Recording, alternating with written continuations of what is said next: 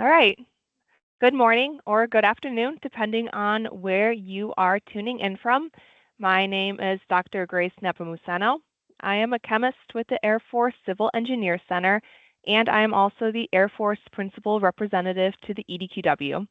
I want to welcome you all to the 2025 Environmental Monitoring and Data Quality Virtual Workshop Series. We were all really looking forward to seeing and meeting you all at the planned in-person workshop back in May, but nonetheless, we were able to shift to the virtual offering, so we really appreciate you all modifying your schedules and being here today. Next slide. So I am going to start this presentation on a somber note. For those of you who have not heard, we are mourning the sudden passing of the EDQW Navy Principal and Chair, Dr. Jordan Adelson.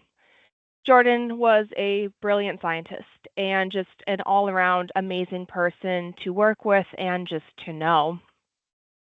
His name was synonymous with the EDQW, and he will be greatly missed by all of us here in the community. I think we are all in agreement that Jordan would have wanted us to press on, embrace the challenge, and to continue to produce the quality work worthy of his high expectations and his strong leadership. So as we move forward, honoring his legacy, and just for those who are new to the community, the EDQW remains steadfast in developing and recommending strategies related to sampling, testing, quality assurance for environmental programs, and to eliminate redundancy, streamline programs, improve data quality, and just to promote data integrity. We also aim to coordinate the exchange of information among DoD components. We develop DoD issuances to implement environmental quality systems and to promote cost-effective government oversight. Finally, we do implement and provide oversight to the DoD Environmental Laboratory Accreditation Program, or ELAP. Next slide, please. So the planned in-person workshop was broken down into 3 sessions for the virtual offering. Session 1, which you are all in attendance here for today, will focus on a series of talks on emerging issues and data management. Session 2 will be co-presented by Nancy Cooper and Dr. Melinda McClellan next week on June 25th, and that will focus on EDQW training topics. And finally, finishing up with Session 3 on June 30th with talks on everybody's favorite topic, per and polyfluoroalkyl substances, or PFAS. So as far as future workshops go, there are really no plans for a return to in-person workshops for the foreseeable future. These are all going to be planned as webinars as of right now. The EDQW is planning on having a webinar with a future quality system manual release, so QSM 6.1, which would be the next major revision. And there have also been discussions on having a more in-depth data validation workshop, but TBD on those timeframes. But we will keep you all updated. For our audience listening in today, if there is a topic of particular interest that you would like the EDQW to either provide training on or just education on, just let us know. You can send me an email. My email will be linked at the end of this introductory PowerPoint presentation. It's a long one, so make sure you get that right. Or you can submit it via the EDQW help desk on Denix. Next slide, please. So today's agenda will include 4 talks. The first talk will be kicked off by Dr. Sarah Troike from Eurofins Denver with a discussion on advancements in EPA Method 8270, integrating reduced volume extraction and GC triple quad for enhanced environmental analysis, followed by Jonathan Walter from ALS Environmental, analysis of tire antioxidant 6-PPD quinone by LC triple quad.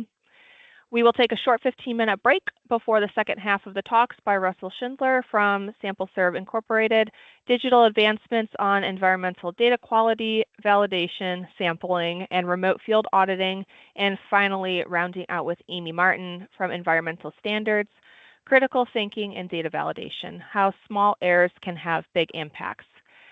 Adam Tuffel will assist me in moderating the time as well. Next slide, please.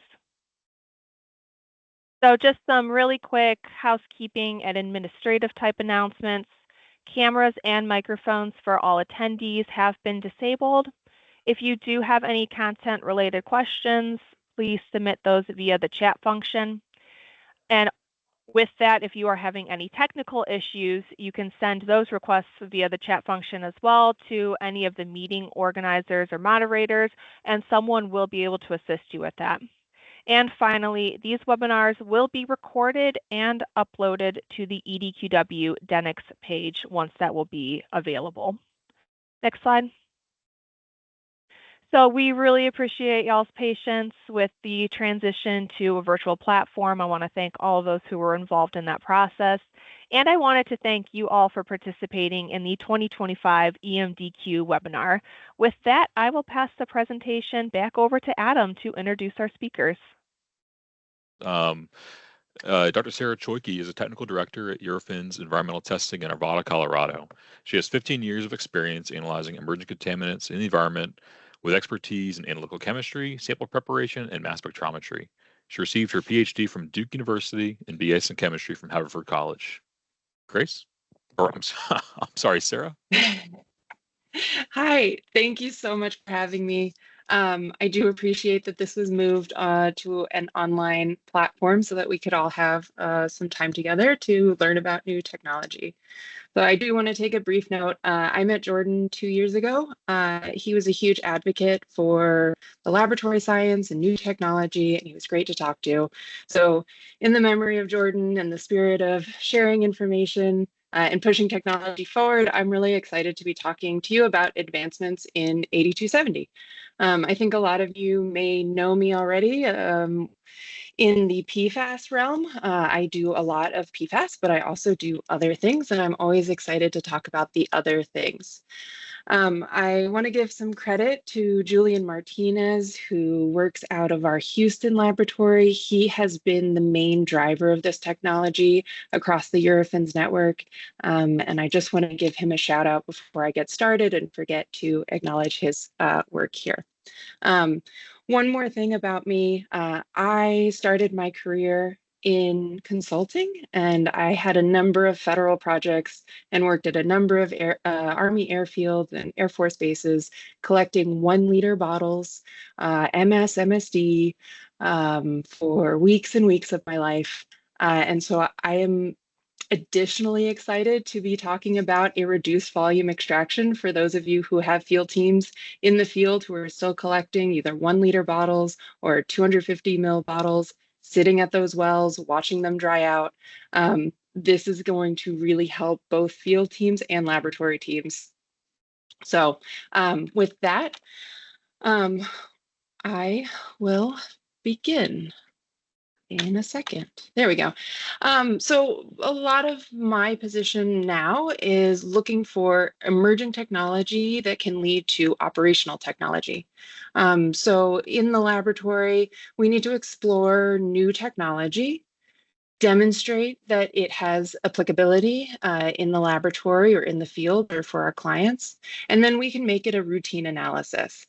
This is a rigorous process where we evaluate new technology, see how it works in the laboratory, see if it makes our processes easier, and then create a routine analysis that we can distribute among our laboratories. When we evaluate new technologies, I think that there are 4 quadrants that we should be evaluating. The first is ultimate sensitivity. Are these techniques, instrumentations, are they more sensitive than what we currently have? Can we apply this new technology to a longer list of analytes for quantitation? Is there faster quantitation or more throughput that we can get with new technology? And what else can we do with it? You know, implementing things for the sake of implementing is good as it is, but sometimes we can get added bonuses.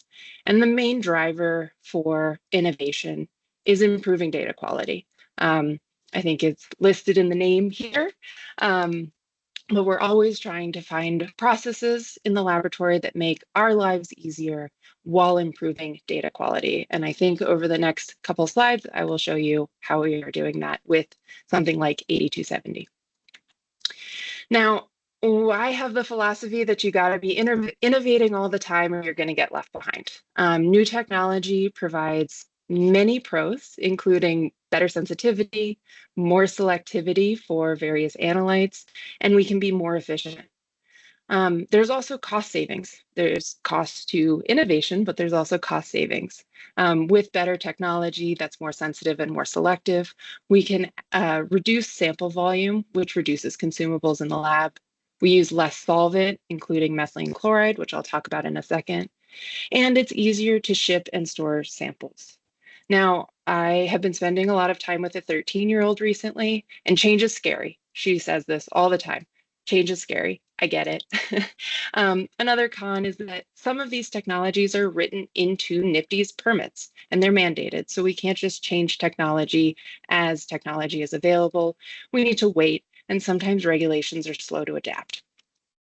But that being said, I'd like to spend this time with you today to talk about new technology available so that we can get ahead of this process and start incorporating some new technology into existing procedures. So the main driver of a lot of this is the need to reduce dichloromethane, or DCM, in the laboratory. DCM is a hazardous solvent with restricted handling and disposal requirements. This means, on a base level, it's expensive to buy and it's expensive to dispose of.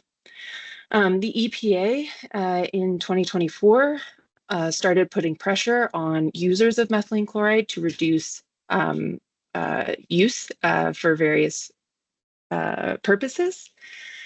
However, a lot of the EPA methods that we use in the laboratory require the use of DCM for extraction purposes. So in the lab, we use EPA method 3510, which is a liquid-liquid extraction, 3546, which is a microwave extraction for solids, and 3550, which is an ultrasonication method.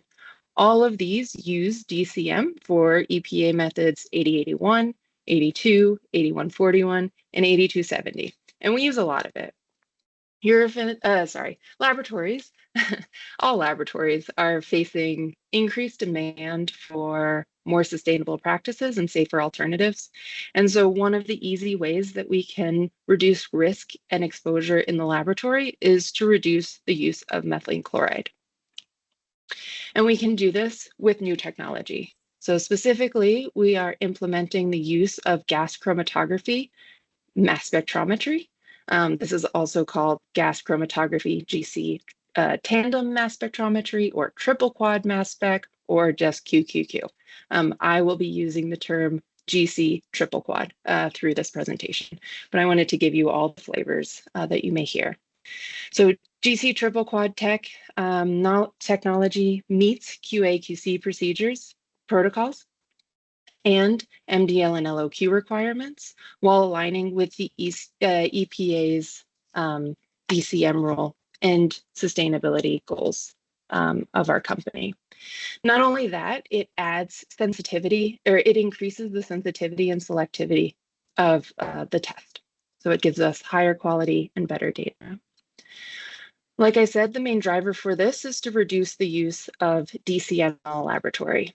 Currently, even with our reduced volume extraction, with 3510, each sample is 250 mils collected in the field. Usually you have to collect a duplicate, maybe an MSMSD, maybe you have additional spikes that are required. So you can easily fill 2 to 6 bottles in the field per well that you're sampling from. In the laboratory, we receive these samples and we batch them in groups of 24 samples. Those 24 samples each need to be extracted with DCM. Currently, our average use of DCM per batch is about 7 liters. When we move to 3511, which is the micro extraction method, we would use less than 100 milliliters of DCM per batch. This is a 70 times reduction in DCM, and it eliminates the bulk solvent waste that we produce in the lab, reduces exposure to occupational risk, and improves safety in the laboratory. So all around wins for us, and it is compliant with the EPA requirements. Not only that, the MDLs and LOQs are compatible or better, and we're using less sample, which means it's less matrix. Less matrix tends to mean more passing QC, more stable internal standard recoveries, lower RPD and RSDs, and less instrument maintenance because we're putting less gunk, that's a technical term, onto the instruments. Our current process, I need to find a clock somewhere. There we go. Our current process for sample extraction is that we take, for 3510, is a liquid-liquid extraction. So we take 250 mils of sample volume and we lower the pH to less than 2. We do a liquid-liquid extraction with 15 mils of DCM 3 times and collect that volume. Then we take that same sample and raise the pH to greater than 12 and do that process again with another liquid-liquid extraction of 15 mils 3 times. We combine those extracts and evaporate to 1 mil using either methanol or nitrogen or a vacuum evaporation process. And then we can analyze the samples. This process takes between 4 and 6 hours. We generally struggle with emulsions, especially when there is BTEX in the sample. We tend to need to reduce the sample volume even further in order to just extract the sample. And during this evaporation process, we experience evaporative losses of the more volatile semi-VOA analytes. And like I said, this process uses anywhere between 4 and 7 liters of DCM per batch. We run maybe 4 to 6 batches per day to keep up with our sample load. When we move over, we're validating 3511 right now. And when we move over to this micro extraction method, we now have 2 VOA vials. So the regular VOA vials that you're used to collecting for an 8260 analysis, we can perform the 8270 analysis in the same volume using the triple quad. So in this case, we would receive 2 vials. We would remove 5 mils so that we have a little bit of headspace to work with. We'd lower the pH of one of the vials and raise the pH of the other vial and simultaneously perform a micro extraction on each of those vials. We would combine those DCM extracts and analyze immediately. There's no need to evaporate that sample down. So we save time and money and evaporative losses. This process, the 3511 process, takes somewhere between 2 and 3 hours. We don't have any evaporative losses. We have fewer emulsions because we're working with less matrix in that sample. And emulsions that do form can be managed by centrifugation and not some of our other more manual processes that we're using in 3510. Finally, most important driver here is the DCM use. It's less than 100 mils of DCM per 3511 batch for the same 24 samples. The reason why we can do this is because the triple quad is much more sensitive than a single quad. So we have many flavors of GCMS, or gas chromatography mass spectrometry. What we're used to seeing now is full scan and SIM. So under full scan analysis, we're looking at the full mass range, anywhere from about 100 Dalton all the way up to about 500 Dalton. I put an example of what that spectra looks like up here at the top. We are scanning across the entire mass range the whole time. So the spectra looks a little messy, and if you're not used to looking at it, it's a little complicated. The mass range is wide and comprehensive, which means we can manage a long list of analytes, including poor performers and good performers. It has lower sensitivity, but still pretty sensitive in the single-digit part per billion range. The data output looks like this. It's a complete mass spectrum. The quantitation is a little less robust because we're looking for so many things that may compete with each other. And we are able to do a library search, including a tick search. For SIM, we are looking, SIM stands for Selected Ion Monitoring, in case you didn't know. And we are looking for a smaller number of good performing analytes. Instead of looking at the full mass range, like full scan, we're looking for specific fragments of target analytes. This is usually a much smaller list than what we can incorporate under full scan. The mass range is for selected ions. The sensitivity is very high because we're only looking for certain things. And the data output involves only those selected ions that we identified before we even started the analysis.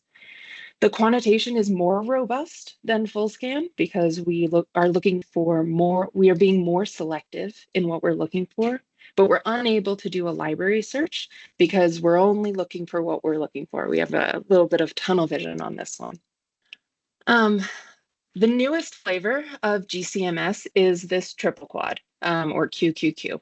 This is the best of both worlds. We get the full mass range and fragments, so we can have the wide range and be specific. The sensitivity is not as high as SIM, but it's higher than full scan, significantly higher than full scan, which means we get lower reporting limits for that broad range of analytes. The quantitation is very robust because we are being very specific and very selective. And we can perform tick searching, but we have to know in advance. So this melds both full scan analyte lists with SIM sensitivity. We use something called multiple reaction monitoring, or MRM. For those of you who have done PFAS, this is how PFAS data is also collected. And we consider this the gold standard for triple quad analysis. It's a high throughput analysis with fast scanning. We can do hundreds of compounds in a single analysis. And this could, just throwing it out there, it could include the 8270 semi-volatiles list. It could also include organophosphorus pesticides, organochloride, chlorine pesticides, and PCBs all in one run with lower detection limits. And because I'm a chemist and I have to tell you how the chemistry works, I will. So triple quad analysis means that there are 3 quadruples in line in this mass spectrometer. The first quadruple selects for the parent or the precursor ion. So this is the mass of the entire compound only. That mass is sent to the second quadruple, which is the collision cell, where that compound interacts with an inert gas and fragments the compound into known fragments. This process is very predictable, which is why we can create libraries. And then in the third quadruple, we select for 1 or 2 of those masses, of those fragments. And so the selectivity comes from the fact that you need the parent ion and the fragment ion to show up in order to quantitate that compound. Not only that, the ratio of the quant ion and the confirmation ion is consistent. So we have additional information that says we need A to B and A to C, and the ratio of B to C is consistent. So what does that data look like? I call this reading the tea leaves for those of you who are not used to looking at this sort of data. I selected my favorite PAH, which is benzoate. It's my favorite because I can say it really easily. And if we look at the difference in data, this is a SIM analysis for benzoate. Down here, you can see the entire chromatogram of all the SIM analytes. Here you see each one of the spectra. This is the spectra for the 125 analyte and the 252. And this bottom spectra in green is the reference spectra according to the NIST library. And we see this nice chromatogram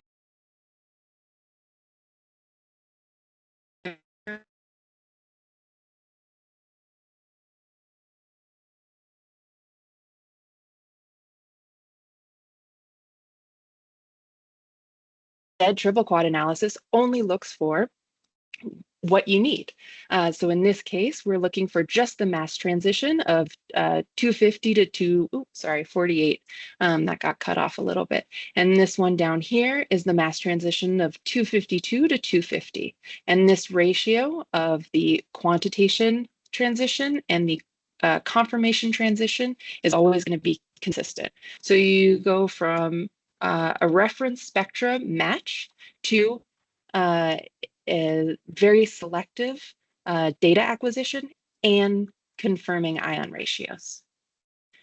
We can still run our performance tracks. In this case, I just wanted to show an example of a breakdown curve for 4,4-DDT and the tailing factor for pentachlorophenol. This is still possible, and I know that there are requirements within the QSM to meet.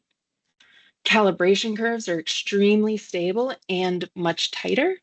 For QSM criteria, the percent relative error of each point needs to be less than, I think, 15% or 20% for each point in the calibration curve. The lowest point needs to be less than 50%. Here we have a 4.8% error on the lowest point. I think that's fantastic. The percent RSD for the entire curve is 2.6. It needs to be less than 20. So this is extremely tight. I'm good on time so far. In regards to the limit of quantitation, like I said, this is a more sensitive analysis. A more sensitive analysis. And we use this in two ways. First, we're using it to reduce sample volume. So like I said, we're currently running either a 1 liter or a 250 ml sample through the extraction process. And we can reduce that volume down to 35 mils without compromising the LOQs or the MDLs. We could use this a different way. We could keep that 1 liter extraction volume and reduce the LOQs down maybe 100 times. But we did a little analysis, a little risk analysis in the lab, and we figured you all would like to collect less sample and keep your LOQs where they are. We also appreciate this. We don't like disposing of a lot of samples. So I pulled together just some examples based on compound class that are important or that we find challenging in the lab. So for PAHs under full scan, we usually see LOQs between 2 and 5. Excuse me. And for sim analysis, we see LOQs between 0.1 and 0.2. With the GC triple quad, we have LOQs between 0.2 and 0.5. So in line with our sim analysis, while also reducing that volume significantly. We have some limitations when we run 3510 by GC single quad or sim, including matrix interferences and evaporative losses. With triple quad, we see similar or lower LOQs. We get that mass separation. We're still getting the chromatographic separation. That hasn't changed. But with that additional mass separation, we get higher quality data, especially if we have matrix interferences. And because 3511 doesn't have an evaporation step, we don't see any of those evaporative losses. For phthalates, we currently run those in the laboratory by full scan, 8270 full scan, and we see LOQs between 5 and 10 ppb. On the triple quad, we can reduce that down to about 1 ppb, and this is almost 100% due to background contamination. Phthalates are used in everyday products, and so they get into our lab blanks more frequently than they should or than they do. And this is because of all the sample handling that goes on in the 3510 process. Like I said, you have an acidic extraction and then a basic extraction. You're combining those extracts, evaporating them down, and that's just a lot of time that sample is open to contamination potential. 3511, everything is done in a sealed vial. As long as the solvents are clean, that background should also be clean. The next category is phenols. With phenols, we currently can maintain a LOQ of about 10 to 50 ppb, which is not great. But with GC triple quad, we can reduce that down significantly to half a ppb to about 5. This is due to two things. One on the prep and one on the analytical side. On the analytical side, we have poor chromatography, usually due to matrix interferences and peak tailing. On the preparation side, these phenols are sensitive to thermal and pH degradation, which these samples go through both a thermal and a pH process. With the 3511 triple quad, we no longer have a concentration step, and the acid and base fractions are handled separately. And we can include specific transitions for phenols that make it a more specific acquisition of data.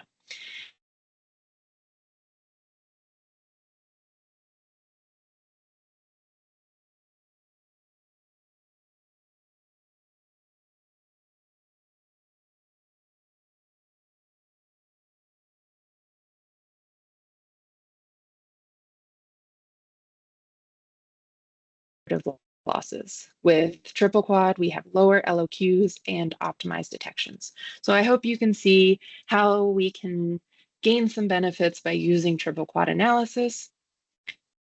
All right, so for nitrosamines, we currently have a limit of quantitation and LOQ at 10 ppb. And with triple quad analysis, that LOQ can be reduced about 10 times. Nitrosamines are challenging to analyze in the lab due to both background contamination and evaporative losses during the preparation process. With triple quad, because with 3511 triple quad, we're handling the sample less with 3511, and we have better detection limits with the triple quad, which means we can get lower LOQs and optimize detections for nitrosamines. And finally, I pulled up some control charts so you can see how this data trends over time. For benzoate-pyrene, the LCS control limits are 54 to 128 according to table C26. I almost have QSM 6.0 memorized, so if you come out with 6.1, I will have to start over. I'm a little upset about this. So for our standard full scan analysis by 8270, our LCS limits, our average percent recovery is 89% and average RSD is about 8%. You can see the data trending over the last quarter here. But by triple quad analysis, we get the same average percent recovery at about 87%, but the RSD is much tighter at 3.8%. And this is over the last month. I just don't have as much data in triple quad as I do in full scan at the moment.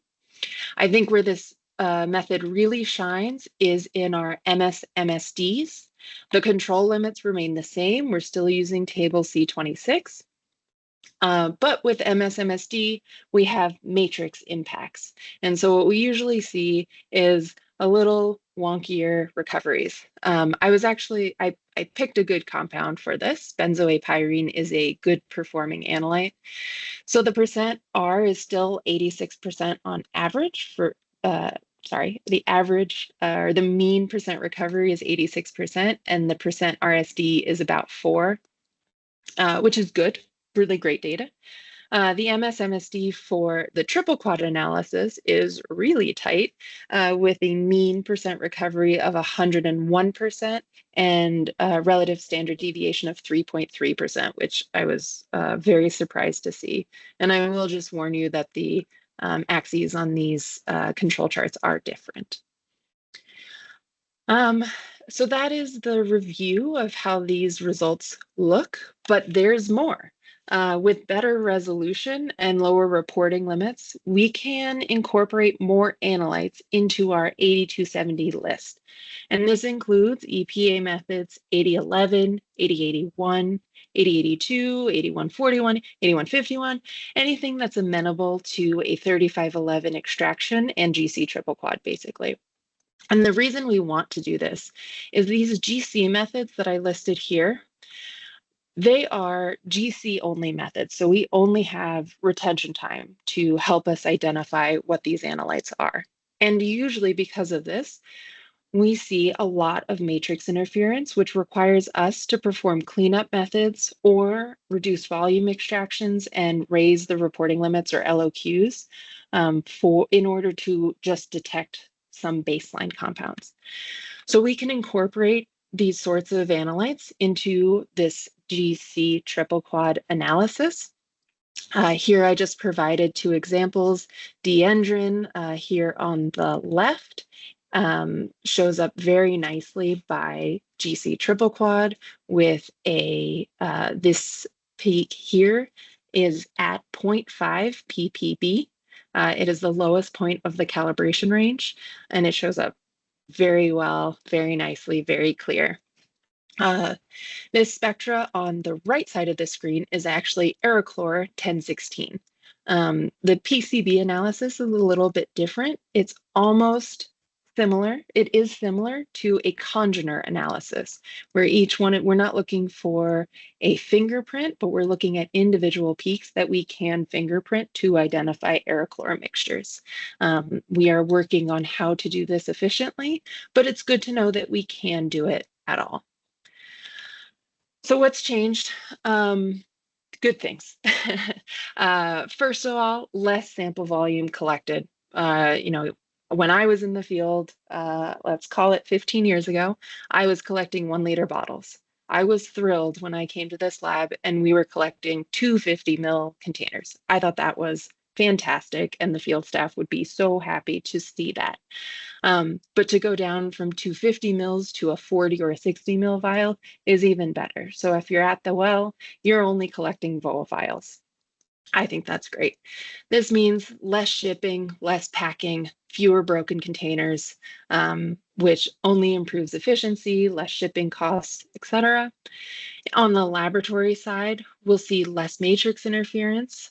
So it means that we have to handle samples less, and which will give us a more robust extraction process and a more robust analysis. We are able to expand the analyte list for EPA Method 8270 and provide faster and more reliable results.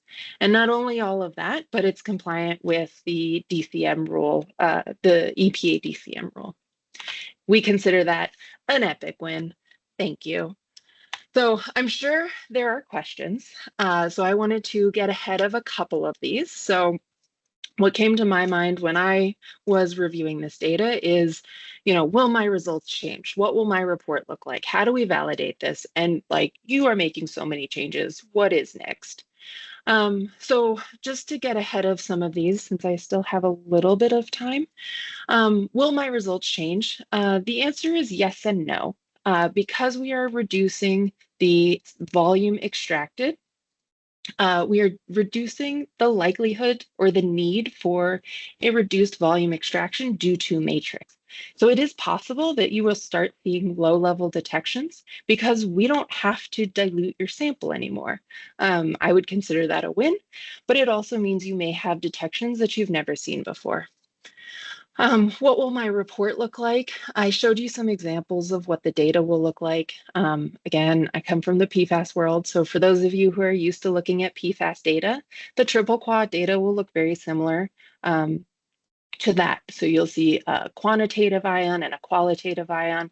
You'll get signal to noise ratios and retention time confirmations and ion ratio summaries. This provides, I think, additional pieces of evidence of the analytical detection and will lead to fewer false positive detections. The next question that I thought of that I don't have an answer for is, how do I validate GC triple quad data? And this is partly why I wanted to present this to the group, because you all are the folks controlling the validation.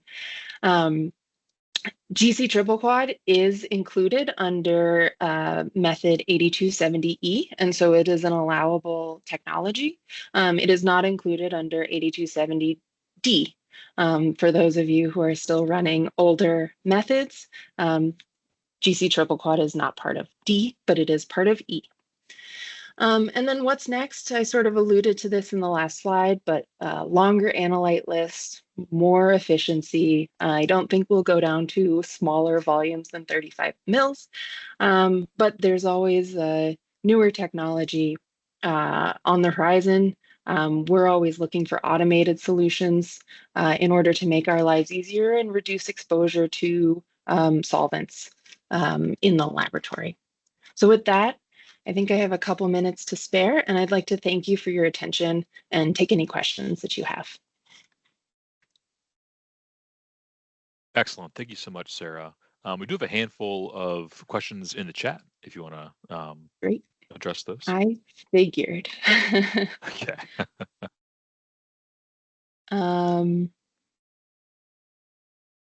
Let's see.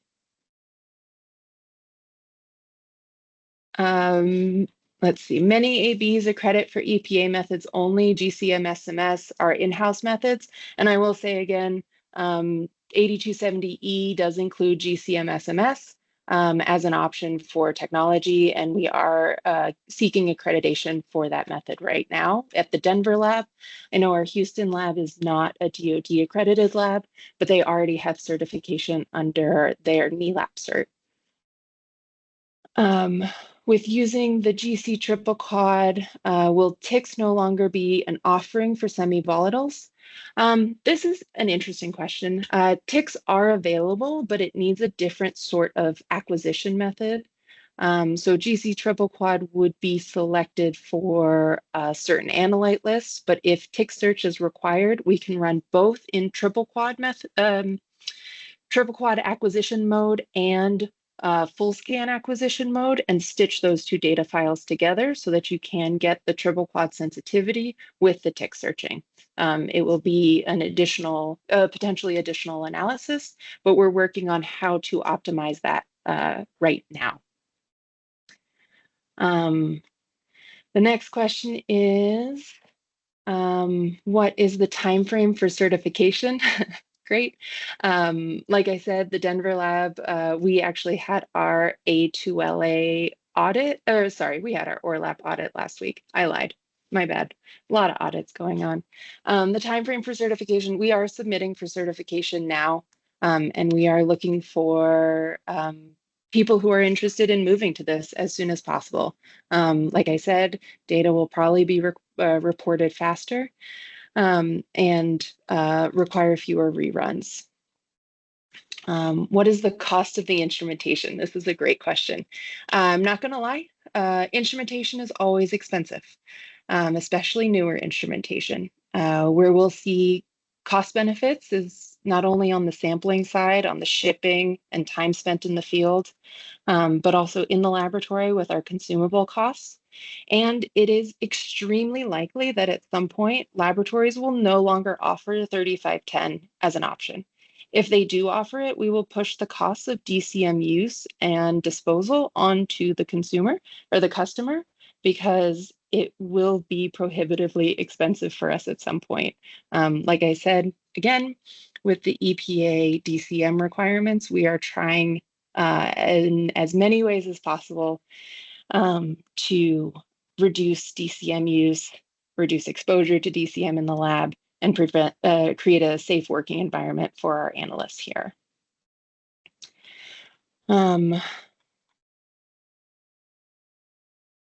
Did you say you can analyze for SVOCs, pesticides, PCBs all in the same injection? Possibly. We are working on this right now. Pesticides and PCBs may need a separate injection on a separate acquisition method. but it can be done from the same extraction procedure. This means that instead of extracting a sample for SVOCs, pesticides, and PCBs and injecting those on 3 different instruments, we could extract the sample one time and inject it twice to get the data required. We don't have a process for this right now, but Julian Martinez, who's my colleague down in the Houston laboratory, is working on this right now, which is really cool to see. The main issue that I see is that pesticide concentrations tend to be higher than semi-volatile concentrations. And so you need sort of a different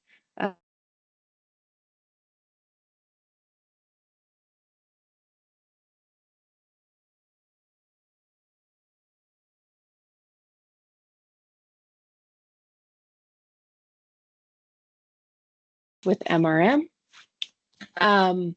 Better than full scan, but they're still not great. Oh, sorry, am I back? Yeah. How am I doing on time? I forgot when I started. You've got a few more minutes. Okay, so great. Time for a few more questions, absolutely. Great.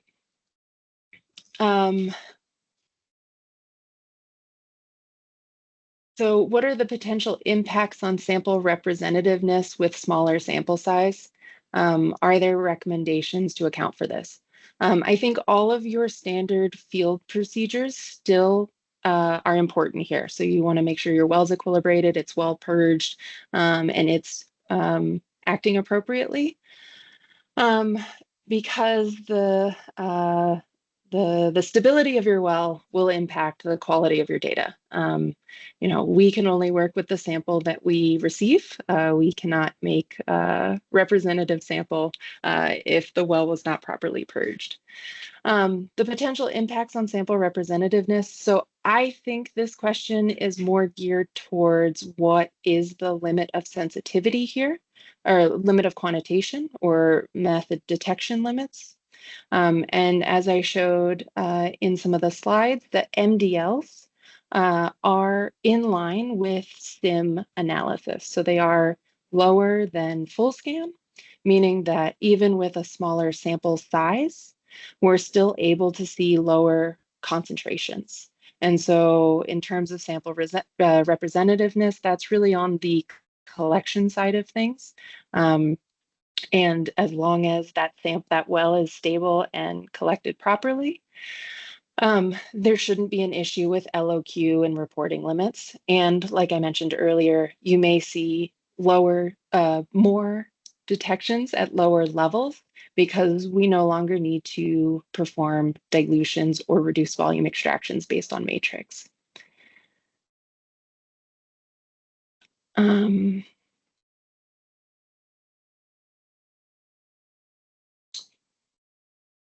Let's see.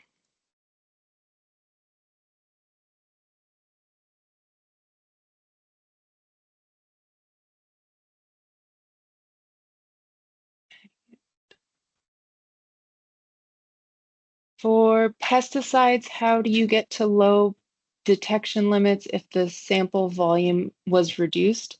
Again, this is about the sensitivity of the instrument and the impact that matrix has on both extraction and losses due to the extraction process. So by moving to 3511, there's less sample handling, no evaporation process, and so we can get to those low detection limits by both improving the extraction procedure and including the more sensitive instrumentation. If you have questions about exact MDLs for specific analytes, my email is up here. We are also working through a lot of our MDL studies for pests and PCBs right now. And so I can get you ballpark ranges for MDLs for GC triple quad analysis.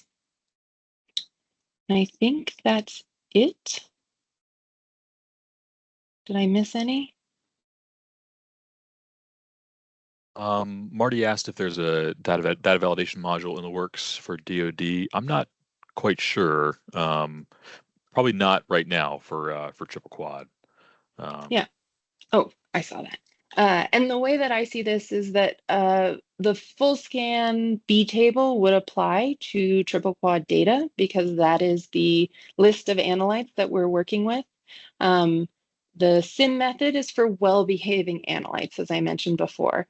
So using the SIM method, the SIM tables is probably a little too restrictive because it is analyte specific. We can't put SIM constraints on things like nitrosamines or phthalates because there's just a lot going on with those chemistries. And so my recommendation would be to incorporate GC triple technology under the full scan tables.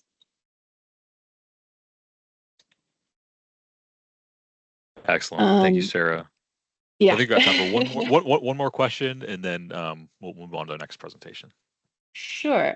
Using 3511 method for extraction, how do you deal with final volume measurements? Sure. So we're actually working on an automated process for this. Right now it is manual, but we take the 40 mil VOA vial, we remove 5 mils so that we have a little bit of headspace to work with. And then we put in an exact volume of DCM into that vial and shake it. And that exact volume is what we use for volume verification. It is the ratio of the 35 mils of sample to the DCM exact volume that we add. And then that becomes our extract volume. So we don't have to deal with blowing a sample down almost to dryness, reconstituting it, and then doing a final volume on the reconstituted extract. It is exact volume from the start. And then quickly, instrument maintenance is not unique. It is the front end is a GC column, which needs maintenance like any other GC column. And maintenance should be less frequent because we're not loading that column up with gunk from the samples. So if we're loading less matrix onto the sample column, the column needs less maintenance. So that is the huge benefit, the huge win for the staff here. So with that, yeah, thank you very much for having me. I love not talking about PFAS sometimes, so I really appreciate the opportunity to talk about anything else. Thank you. Up next is Mr. Jonathan Walter. Jonathan is the National Technical Manager at ALS Global within the Environmental Division. With over 18 years of experience in organic environmental chemistry, Jonathan brings technical expertise and leadership to the field of environmental analysis. His specialization lies in analytical instrumentation, including GC-MS, tandem mass spectrometry, and liquid chromatography tandem mass spectrometry. Throughout his career, Jonathan has been instrumental in driving method development, ensuring data integrity, and supporting innovation in environmental testing. At ALS Global, he plays a key role in shaping technical strategy, supporting laboratory operations, and delivering high-quality analytical solutions to clients across the country. Jonathan.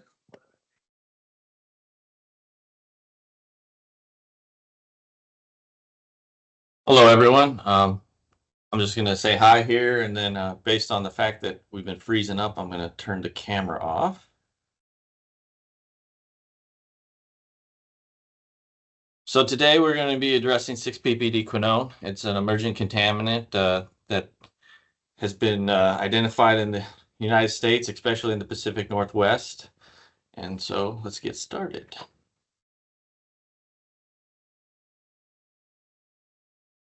So as today, presentation overview is going to cover 6-ppd and how it transforms into 6-PDQ, the impact on the aquatic fish, the environmental impact, some history on the timeline of it, some of the emerging guidelines that we've been seeing coming over the last couple of years, the analysis itself by LC-MSMS, and what the future of the compound potentially looks like.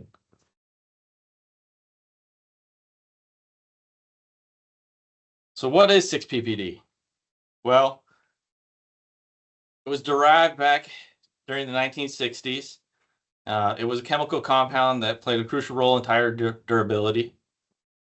6-ppd emerged as a high-performing antioxidant, and it's one of the most effective and is still highly used in the industry today. Basically, it's still in use today because it reacts with ozone faster than the rubber itself, preventing cracking and degradation. The breakthrough significantly extends the life of the tires and improves vehicle safety. As you can see in the pictures here, the 6-ppd compound versus without 6-ppd compound with the rubber greatly cracks. Over time, basically, the additive that's added to the tire blooms to the surface and it's self-renewing. And that's one of the key reasons that it's been used in tires for so long. The self-renewing property made it a big use in the 1970s and quickly rised to this day as the most reliable and effective compound used. Next slide. So 6-ppd itself isn't as highly as toxic as what it transforms into. 6-ppd transforms to the surface, reacts with the ozone, forming 6-ppdq. It has gained wide attention over the past couple years due to the growing concerns about its toxicity to the aquatic life. Unlike the parent compound, 6-ppdq is not beneficial. It's a byproduct with serious environmental impacts. During rain events, these particulates go down through the water system and urban runoff through the drainage systems, can go through storm drains, streams, rivers. And the most alarming part about all of this is 6-ppdq has been found to be extremely toxic to certain aquatic species, in particular the coho salmon.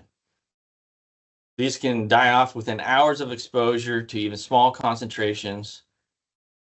This discovery has raised significant concerns among environmental scientists and policymakers, promoting further research and regulatory discussions.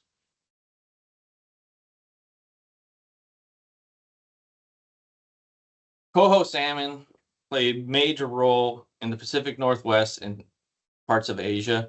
As you can see in the map, the green area shows the current spawning distribution across North America and Asia. And then some of the yellow and orange show historic areas and limited spawning areas. The picture on the right, though, shows where coho salmon have been added to populations that are not native, but still are areas of concern. Ecologically, coho play a vital role in nutrient cycling, enriching freshwater and forest ecosystems when they return to spawn and then they die off. Culturally, they hold a deep significance to indigenous communities, symbolizing resilience and sustaining traditional practices. More importantly, on my end, economically, they support the commercial fisheries around the Pacific Northwest and recreational fisheries, contributing to regional livelihoods and the food systems. They have a diverse and complex life cycle where they actually hatch in the freshwater streams, migrate out to the ocean to mature, and return to the natal streams to spawn.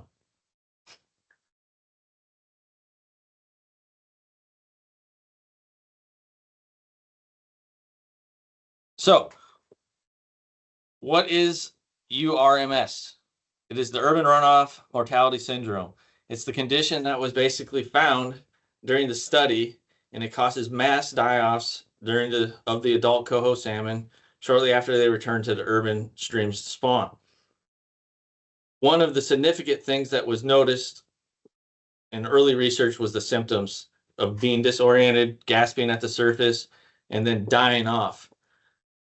Originally, many people thought that it was due to parasites, but when further investigation showed that there was no signs of any pathogens, they retained their silver ocean-like coloration that indicated that it was something that was going on underneath the system.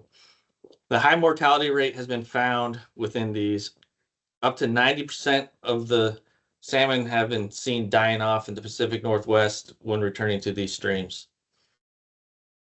This caused further research which then led to the identification of 6-PPDQ as the primary toxin for the URMS and the coho.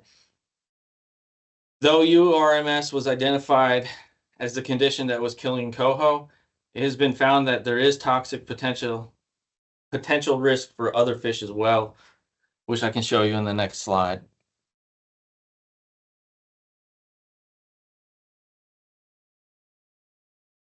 This series of slides here show that the LC-50, which is the lethal concentration of the substance that kills off half the population.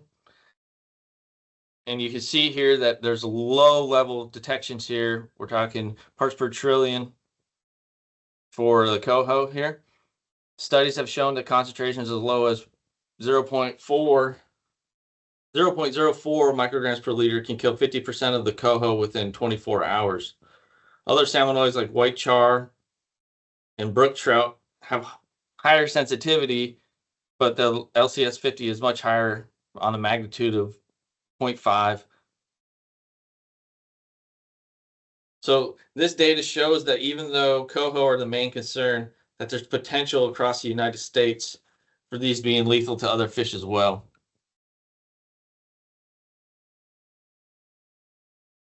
As illustrated in this map, you can see that the habitat range with the additional species is a much larger issue for 6-PPDQ toxicity, and it expands across the entire United States. Research continues and likely will bring in more species as we identify this compound as vulnerable to this compound. This underscores the importance of expanding the environmental monitoring regulatory compliance efforts nationwide.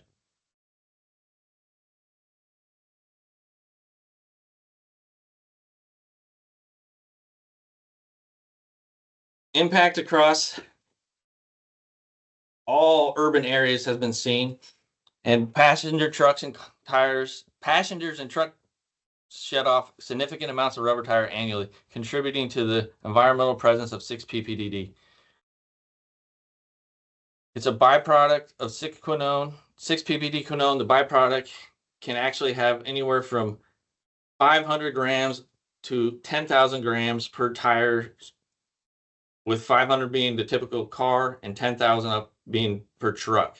Given that the LC-50 ranges from 0.04 to 0.1, you can see that even small concentrations running off and going through the receiving waters can be lethal. One of the most significant things that I've learned in researching this, our colleagues in Canada have actually seen real world concentrations in the hundreds of ppb following major rain events. This is highlighting the widespread presence of the 6-PPD runoff in our urban watersheds.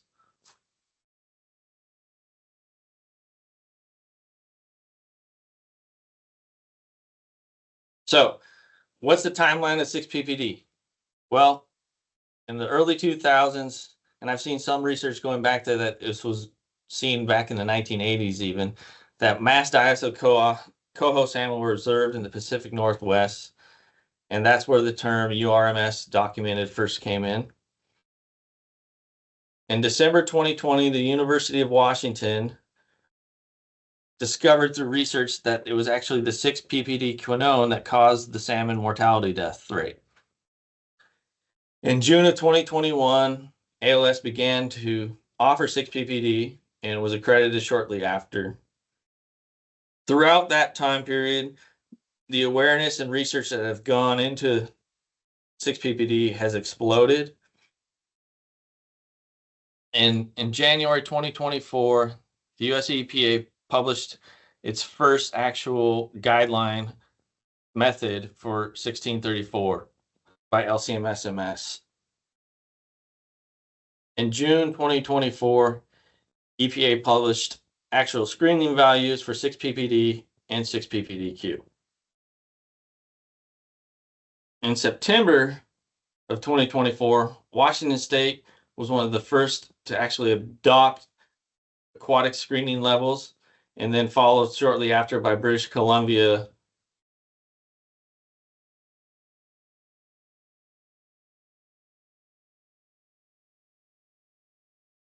So to go into further detail here, in June 2024, the EPA released 6-ppd quinone toxic level screening levels. Now, one key note here is that this is screening levels and it's not enforceable. It's not legally binding, but it does bring awareness to the limits that we're seeing and gives regulatory agencies something to actually look at. It does indicate a growing attention at the federal level and that the risk exposed to the 6-ppdq, though.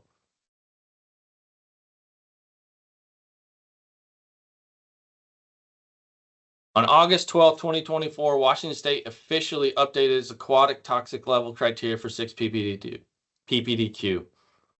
The rule became effective in September 2024, and the state adopted freshwater acute limit of 12 nanograms per liter for 6-ppdq. This rule introduces a new regulatory benchmark for freshwater protection. New facilities will have to incorporate this criteria into their discharge permits. Existing permit holders are assumed to already have monthly monitoring, so it's not expected that the cost for sampling will increase that much. Washington State has now set a precedent for other states and may influence future regulations. It reflects the growing awareness, again, of the ecology risk posed by the tire-derived pollutants like 6-ppdq.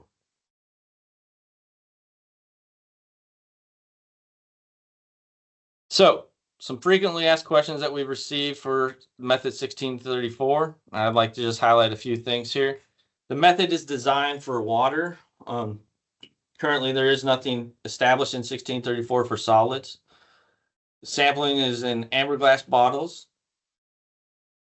Currently, there is no preservative, and then you maintain the samples at 0 to 6, just like most semi-volatile compounds. The holding time is 14 days from collection and must be analyzed within 28 days. It utilizes a solid phase extraction to filter through and then elute off and concentrate to 6-ppdq. It is run by LC-MSMS or tandem mass spectrometry. The method established an MDL 0.43 nanograms per liter and a LOR of 2.0.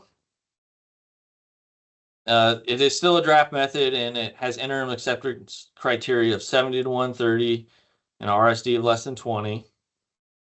And like I said, it's draft and currently still under validation.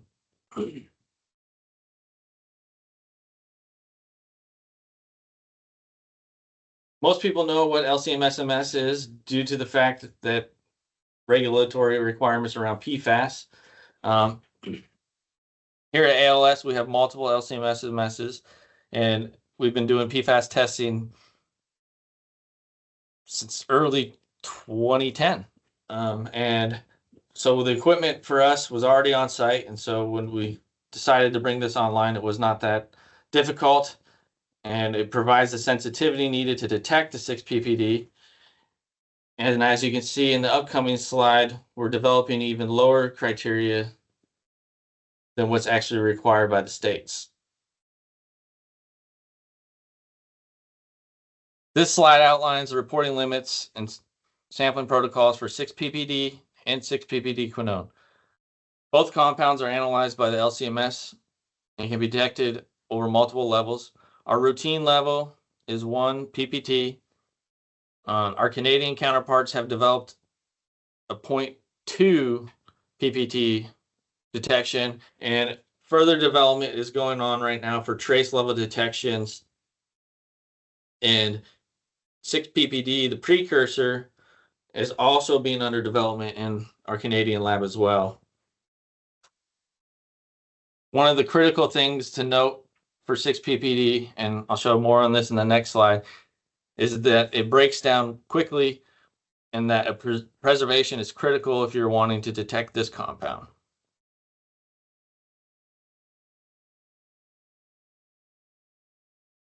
So 6-ppd is the precursor itself. It rapidly transforms to 6-ppd quinone. As you can see in the slides, the picture on the left shows that unpreserved stability of 6 ppdq within 24 hours. You can see significant loss from all forms of water that we collected and tested. When we added the stabilizer, you can see that we had great recoveries across all streams all the way out to 14 days.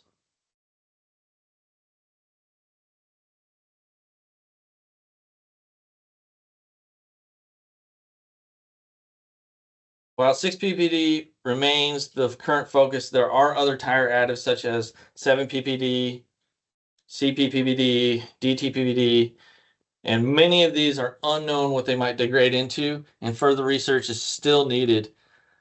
They might be less hazardous, or they could even pose greater environmental risks.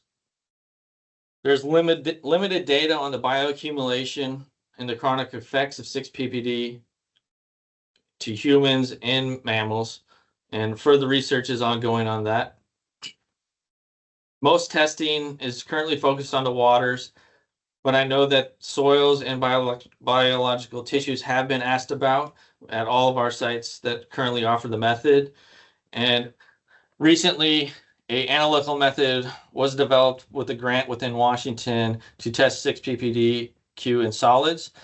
And we'll be looking at expanding our monitoring capabilities into that network. So how do we actually clean up 6 ppdq and 6 ppd? Well, the simplest solution right now has been identified as biofiltration, but this can be costly and many urban areas are not scalable for this setting. So until the industry reforms, the treatment remains fastest mitigation as biofiltration. The key question here is, when will 6 ppd be replaced with a safer alternative?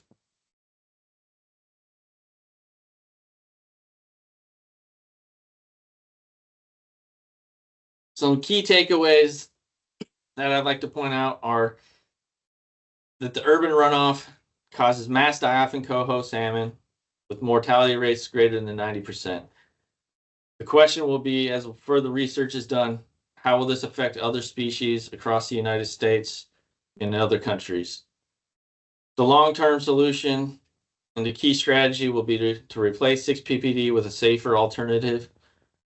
And this would address the root cause of the toxic runoff and reduce the environmental harm at the source. In the meantime, stormwater treatment and runoff diversion can help reduce the exposure to these habitats. But these methods are costly, but they do offer the fastest path to protecting our aquatic species. I know I'm way ahead of time here, but that is the presentation. For those that want more questions and need more details on this, please reach out to the link below and you can see our testing services. Excellent. Thank you so much, Jonathan. We've got a couple of questions in the chat, and for anyone else, if you got some questions, please add those in the chat.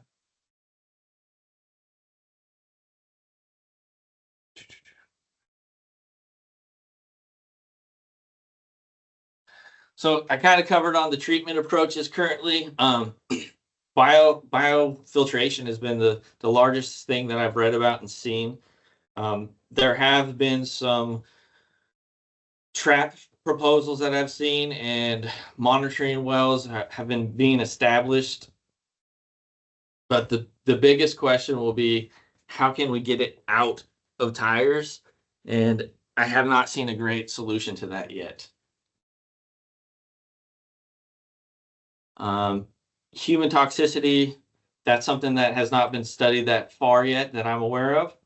But as far as leaching from soils to assess the potential water, we have done some studies on that. And like I said, there has been now a method developed out of Washington State that will be bringing online that actually looks at the soil and sediment traps. Adam, I believe that all this will be shared and posted so that the links will be provided. Yep, absolutely. Yeah, we'll post this to our Denic site following the conclusion of the webinar series. The soil method was actually developed by a lab with a grant in Washington. It was believed was the city of Tacoma, and you can find it on that online. It's published and shared. It's not a secret. So if we need to post it somewhere, feel free to reach out to us.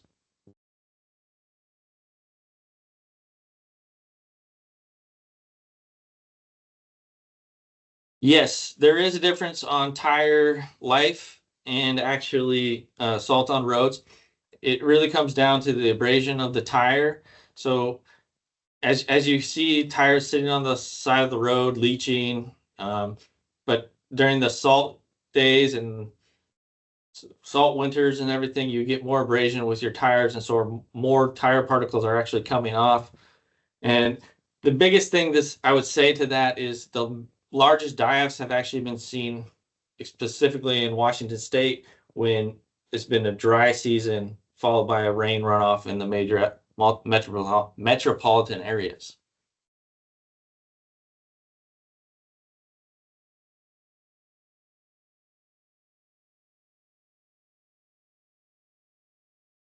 I wonder how this may affect manufacturing. I can't speak to how many tire manufacturers will move forward. I do know that there are studies being conducted on some of the other tire additives to search for alternatives.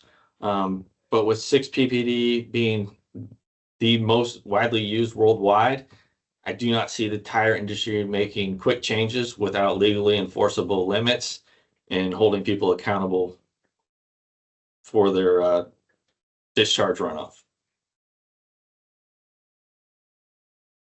And yes, I see that somebody did post the soil extraction method.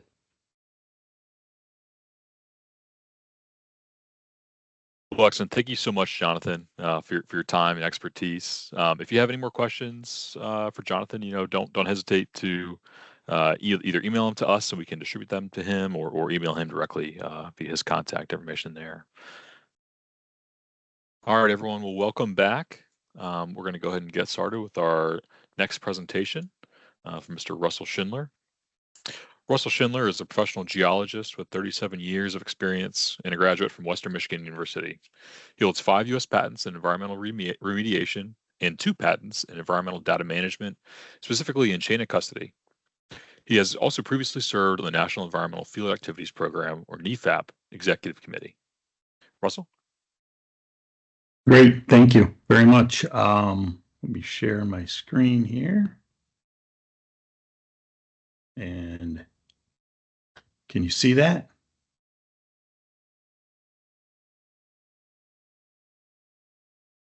Okay, I'm assuming we're good to go. Yes, we sure can.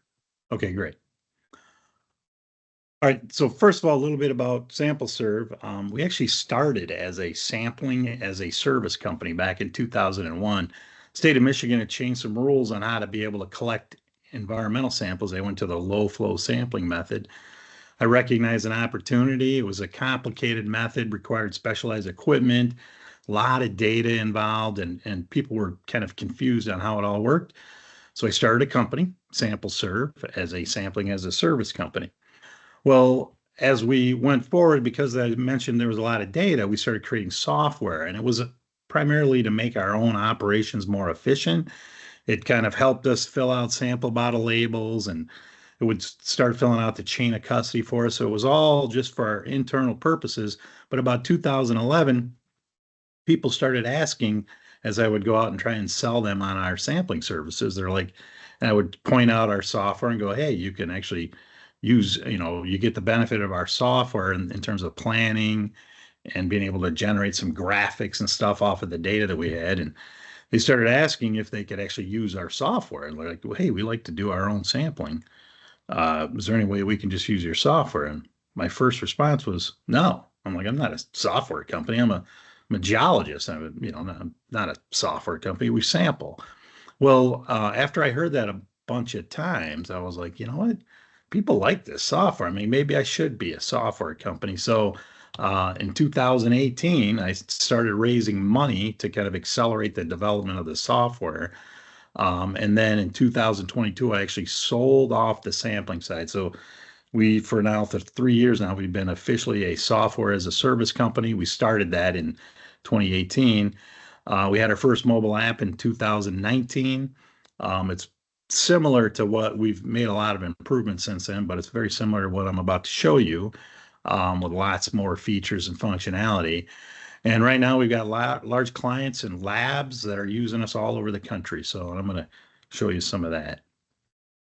So the main part of the platform is, for those that don't know, this is what's called a multi-tenant platform. And what that means is that you can connect multiple users with different use cases. So everyone's got their own needs and functionality that they need, but you connect them all through one platform, a central database.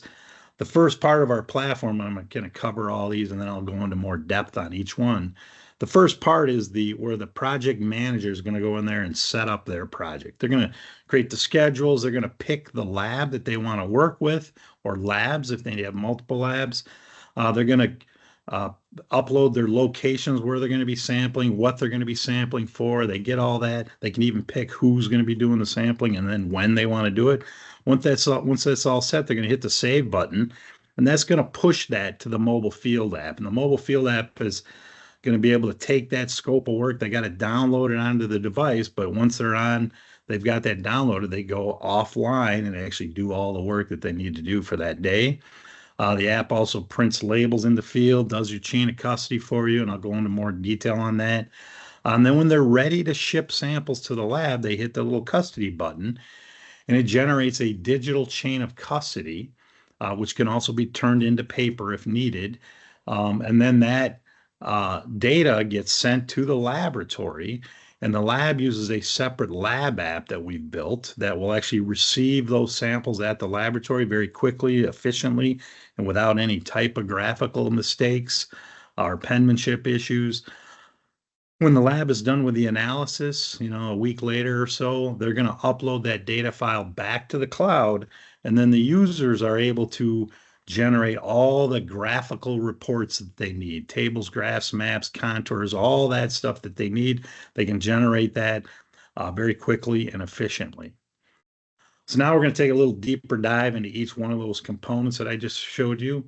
The project management tool is actually very simple to use. It's mostly point and click and selections of things. The nice thing about it is you can actually schedule things years in advance. And when you do an update to a particular scope of work, it communicates to everybody at the same time. So the technicians know at the same time the labs know. So if there's anything that, it makes communication a lot more efficient. Everyone's on the same page at the same time. And it automates the bottle orders. It's one of the common things that gets forgotten. It'll send out that bottle order well in advance so that the labs can ship those ground instead of overnight. And then it's a very detailed scope of work. So if you need them to collect one piece of data that's kind of out of the ordinary, it allows you to get to that level of detail in that scope of work.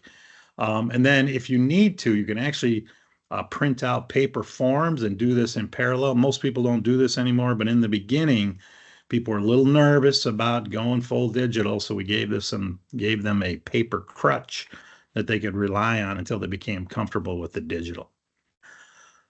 So here's just a quick video of how the project management tool works. You're going to pick what type of media you're sampling because the media is going to determine different paths of information. You're going to set your target date. You're going to name that event anything you want to. It just helps people know which events they're looking at. You're going to have uploaded your sample locations. You're going to pick the locations you want. You can create other custom forms, like if you want to do a well inspection while you're out there, you can do that. You can select which forms go to which locations.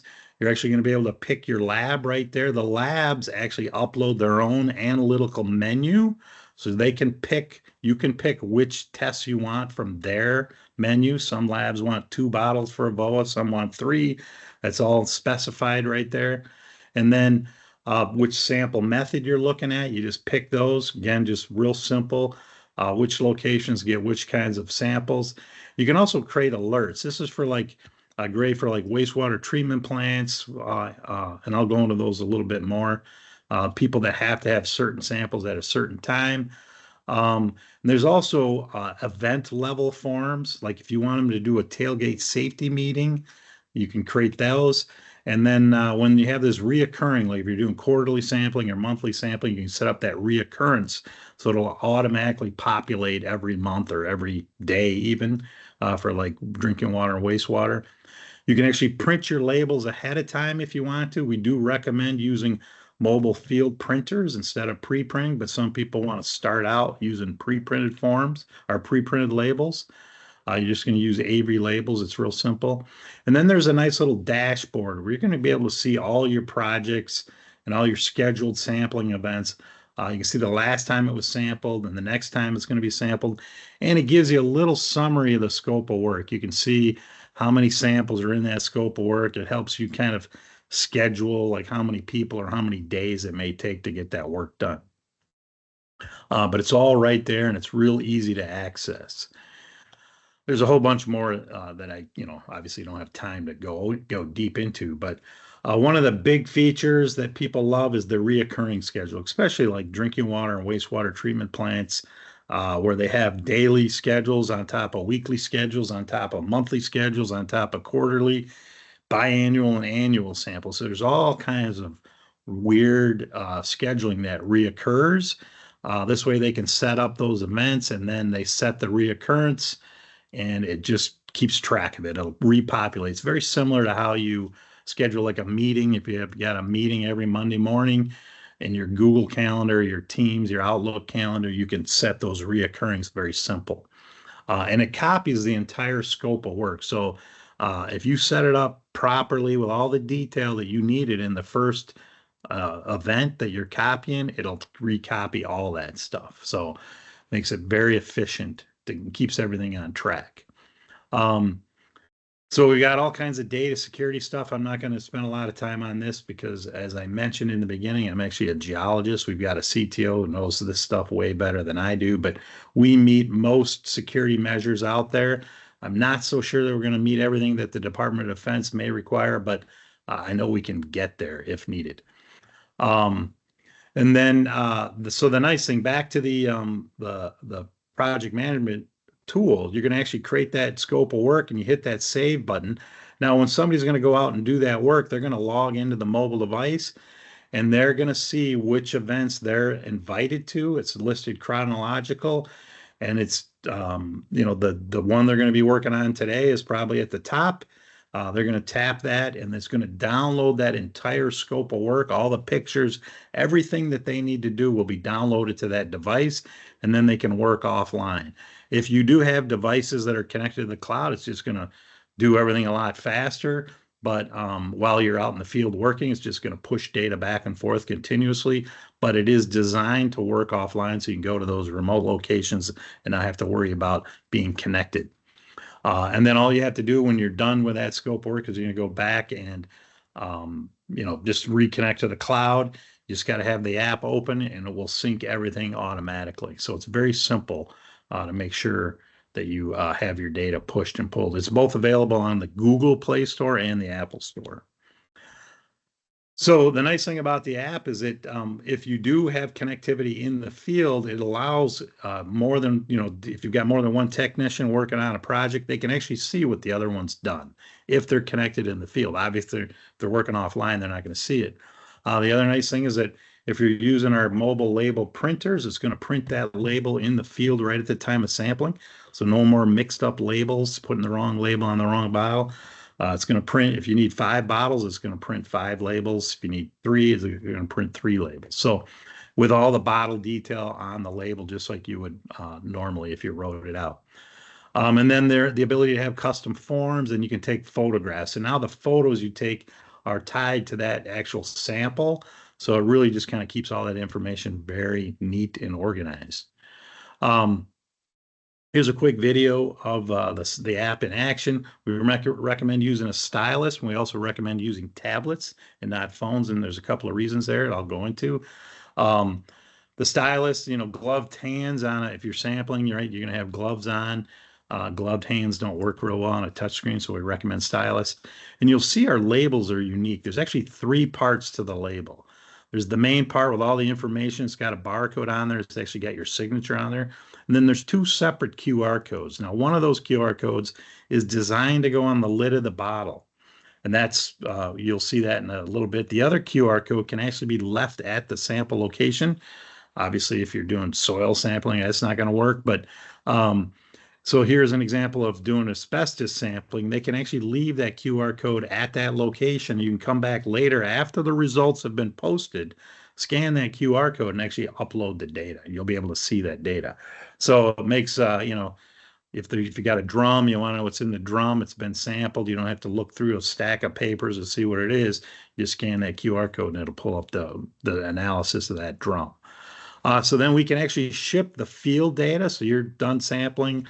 That data can be shared right from the device if you got cloud connectivity, and you share it as both a CSV file. So if somebody wants that raw data or a PDF or both. And so it can be shared as soon as you're done sampling. And here's an example of a low flow sampling project that was done by a client. And that's, just an example of what the low flow would look like. There's other types of sampling as well. So here's a couple of features about our app. So now we're moving into the app description. A couple of cool features about the app. First one, probably the most common question. I just got one yesterday talking to a guy. They're worried about losing their data, right? So everyone's worried about losing data, and rightfully so. It's a legit worry. But we created this sync indicator icon.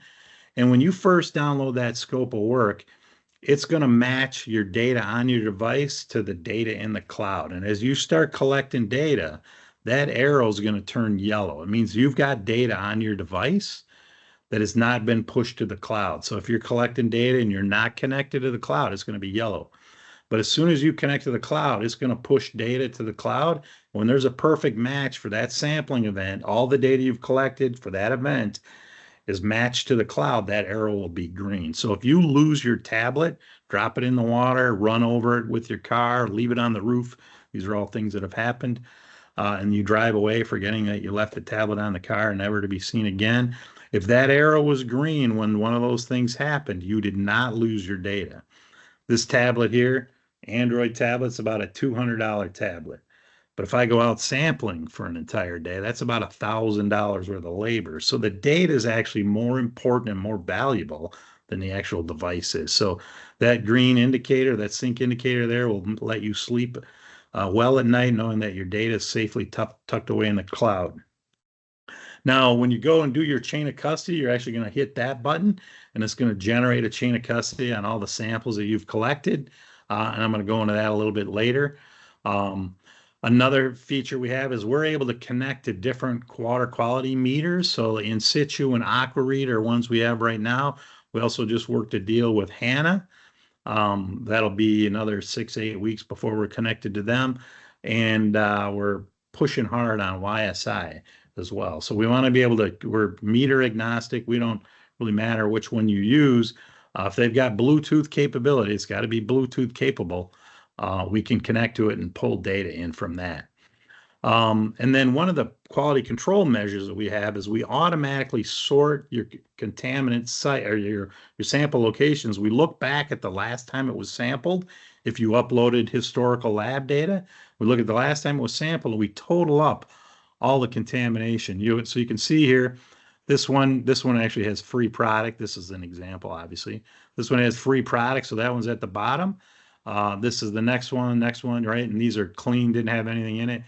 And so we automatically, by default, sort from clean to dirty, and then you're going to sample from the top going down. You can tap this button here and resort alphanumerically. It just, if you've got a big long list, it makes things finding locations easier, but it's just by default going to sort clean to dirty. If you don't have any historical data, then it's not going to know. It's just going to default to alphanumeric. Another feature we have here is, for some reason, there we go, QA/QC samples. If you've got location specific, like an MSMSD, it's going to be a little badge next to that sample location. Otherwise, all your other QA, QC are going to be down here. So when you want to do that field blank, that trip blank, or that equipment blank, that's going to be down there. You can do those just by tapping on those. And then if you need to add new samples on the fly, you're just going to hit that little plus button, and you're going to be able to, answer some questions. If you've got a sample ID, you'll pick which parameters you want. It'll essentially let you add a new location right to the in the field on the fly. And then you can create these other custom event forms if you want to do like a pre-mobilization checklist, or maybe a tailgate safety meeting with all the information on the different safety stuff that can be created and on the device, which you can handle that right there as well. So one of the other features we have is a geofencing capability. So if you've entered your official GPS for that sample location, which that's how we kind of create some maps and stuff, and you can set how far away you want the geofencing alert to pop up. So that just to make sure that people are sampling the right location, you can say, hey, set it for 10 meters or 20 meters. And then this little alert will pop up. You can say this is 1,757 meters away. That's a site I picked just for this demonstration. So it pops up. You can write an explanation like, hey, I couldn't park near the thing. It's raining out. I left my tablet in the car. You can write an explanation and bypass that, but it's just a quick way to make sure that they're sampling the correct location, that they pick that from the right list. So, and then we have also this data validation right at the time of sampling, which is the best time to do data validation, right, instead of a week later. And what this is it allows you to create data entry validation parameters or guardrails. So in this example, if you tried to enter a pH of 15, it just wouldn't let you. It's going to say, okay, it's got to be between 1 and 14. You can also create a second set of guardrails. So you can say, okay, it's the outer guardrails are 1 to 14, but if it's below 5 or above 9, I want them to write a comment. So verify that you calibrated your pH meter, right? So you can create other, different sets of guardrails on any type of data entry that you want to. And this is the example where you can create the require a comment. Another thing we have, and this is great for the wastewater and drinking water facilities where they have critical samples that they have to have collected at certain times. And the example, I'll give you a real example. We had a client in Atlanta operating a wastewater treatment plant, and they have to collect a bacteria sample every day. Once in a while, they somehow either forgot to collect the sample or somehow it didn't make it to the lab. So we have two types of alerts here. One is the first set of alert would be you didn't collect the sample. They set it, I think, for like 8:30 in the morning. If it hasn't been collected by 8:30 in the morning, it's going to send out a text message, email. We're even going to add phone calls to this. So it wasn't collected. The alerts go out. And then sometimes somebody collects it at 6 in the morning. The lab's not open. So they put it in the fridge. Someone else is going to take it to the lab. But they call in sick that day and it never gets to the lab. So you can create a secondary alert that if it's not at the lab by, say, 1 p.m., it's going to create that secondary alert. So it's just a great fail safe to make sure that these samples are collected and they're not forgotten. And this client, they had gotten themselves into trouble by not getting some of those samples in. They were getting fines of $30,000 for each missed sample. And since they started using this in November, they hadn't missed a sample yet. So, and the alerts have gone off several times. They work as expected. On this, so this is actually what will happen. That's like an example of what the email is like. Hey, this is it'll send you out like these tasks were not collected. These samples were not collected. So another feature we've added, actually it's just launching this week, maybe even today yet. We're doing a virtual recording or a virtual audit capability. And what it means is every sample that's collected, we break this out and create a separate video for each sample. So we're recording the screen of every sample collected. And you as the project manager or whatever role, the screen recordings are actually stored on the project management device or tool or portal. And you're able to go back in and watch these recordings. And what that does is it makes sure that they're following the SOP. And I'll give you a real life example. This is where the recordings would be on your project management tool. We'll store them for at least a year, maybe longer. And you can opt into them. This is not a mandated feature. We actually will charge extra for it to store this. You know, there's a cost to us to store all this stuff. And so this is where the screen recordings, and this is a real life example. We had a client who had a municipal drinking water project, which I'll talk about in a little bit. And one of the SOP requirements for collecting municipal drinking water is to flush the sample port for 5 minutes before you start collecting data. Well, in a particular incident where I was watching a screen recording, and we have always recorded the screens for our own purposes, and we use it for UX, UI, meaning user experience, user interface evaluation. You know, we're always looking to see whether or not we got buttons in the right spot, and if people are confused about where to click, or maybe something crashes, and we'll go in and be able to see what they were doing when it crashed. And most app makers out there do the exact same thing. So recording just what your interaction is on the app, and only our app, and most people are only their app. But I was watching one of these for some purpose, I can't remember, and I noticed the person started entering data about 20 seconds into that 5-minute flush. You know, like, well, that's not following the SOP.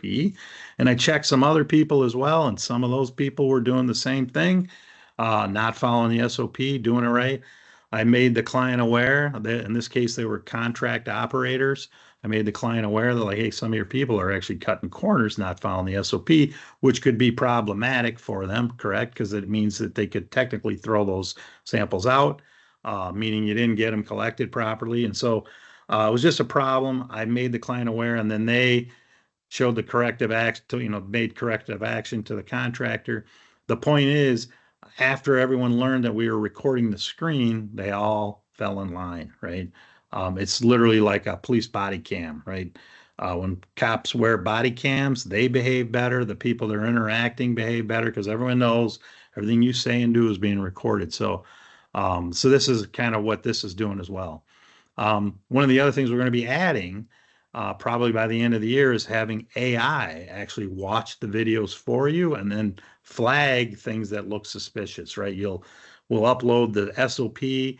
It'll be able to watch and determine whether the SOP was followed, and if it wasn't followed. And there's times where, there'll be flags when was perfectly legit, like maybe your battery died or something like that, and you had to pause to do a battery change, but it'll flag those anomalies. So now we get to our chain of custody, right? You've collected all your samples. You're going to ship everything. We have a 3-part authentication on the user. First part is your username and password, right? Everyone knows never give up your password. You're also going to sign your name on the device, so your signature is unique every sample you collect. And you're also going to take a selfie, so we know it's you for certain. Then we also get a date and time stamp and a GPS coordinate on every sample collected and every transfer of custody. Now, the selfie is optional. You have to take a picture. You can point it at anything you want to. Most people do the selfie, though. So we know with certainty the who, the where, and the when of every sample collected. And every time you transfer custody, either give it up or receive custody. So then that's when you do print the labels. That's when it's going to print. It's going to put that date and time stamp on there, and then you're going to put those labels on the bottles. Now, our chain of custody going to the lab looks like every other chain of custody. That digital chain of custody looks like every other chain of custody you've ever seen, with 2 exceptions. First exception is you can actually read it, right? It's nice and neatly printed. There's no penmanship problems or anything like that. It's got all the billing information, time, turnaround time, who the contacts are, all that, dates and time stamps, what parameters you want tested for, what methods, how many bottles, all that's exactly like any other chain of custody. The other exception is down here, we actually break out who collected each sample. So down here, you can see a guy named Jake Cadle. He collected all these samples. And then Jake gave his samples to me. This is me accepting the custody, date and timestamp, GPS coordinates, selfie, signature. And then I took them to the lab, and these guys received it right here, same thing. Down here are the samples I collected, and then there's the transfer to the lab. So what happens, we were both out there sampling, and he gave this samples to me, and I took them all to the lab. So it's very clear how each sample gets to the laboratory. There's no question. Now the samples arrive at the lab, and the labs get to use the sample log app that I mentioned earlier, and they're going to receive those samples. They do have a web portal, so they can get online and see when things are scheduled. They can see when sampling is started. As soon as you collect, if you're connected to the cloud, as soon as you collect that first piece of data in the field on that sampling event, they'll actually see that it's in progress. So it communicates back to the cloud, and the lab can actually go, oh, they're on schedule, or maybe they're not on schedule.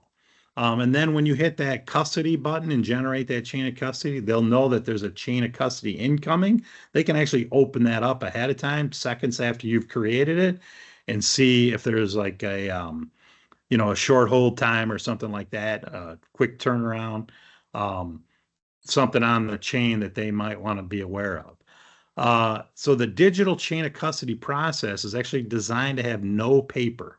The custody seal that gets printed from the same printer actually has a QR code on it, and that serves at this chain of custody, and I'll show you a video here.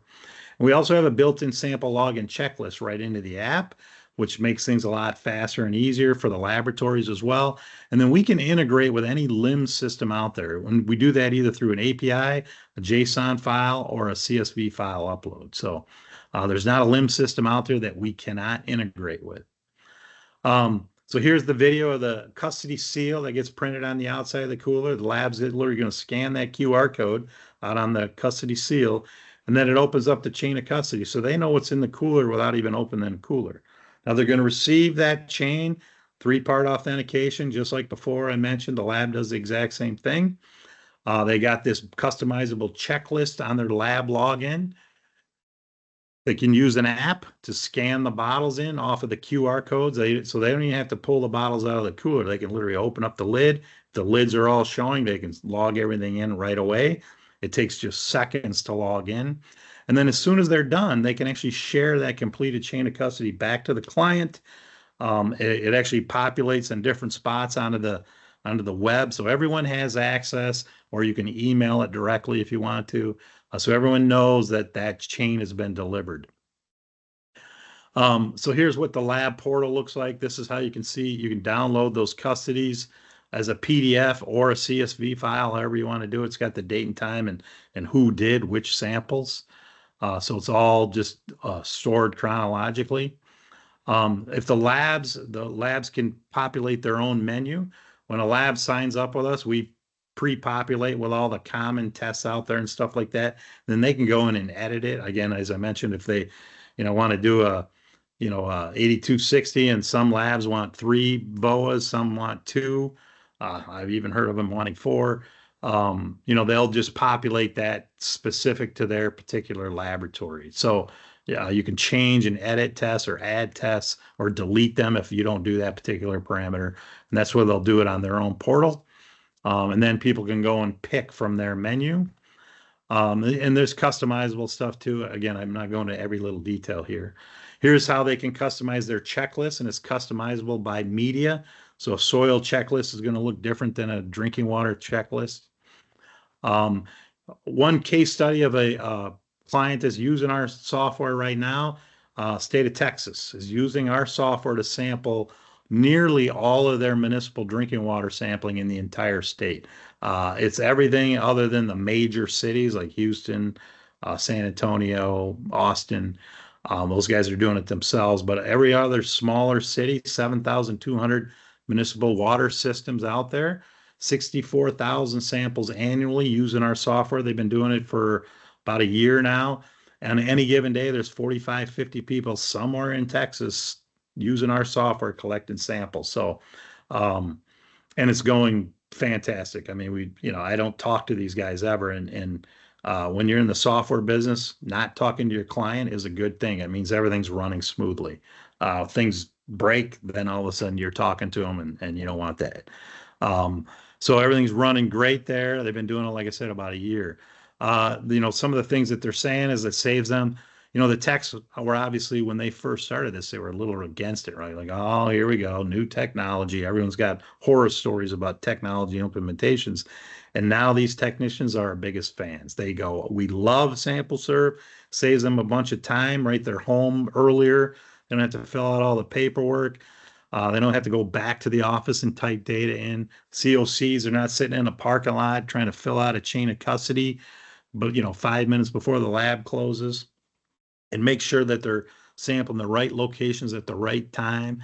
And now with our screen virtual recording, auditing, they know that they have to follow the SOP. So everyone's doing a better job, and they're saving time and money. So those things all go hand in hand. So now we got the data back, right? We can do all kinds of reporting. We've got some built-in stuff, tables, graphs, maps, all that stuff. We can compare to different criteria, whatever that state's criteria is. And these can all be generated literally minutes after lab data is uploaded. And it's actually very simple to learn. We can train people very quickly.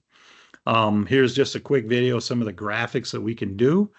We can do all kinds of ice chemical contours, groundwater contours, heat maps, all kinds of tables comparing to different criteria at the same time, all kinds of graphs.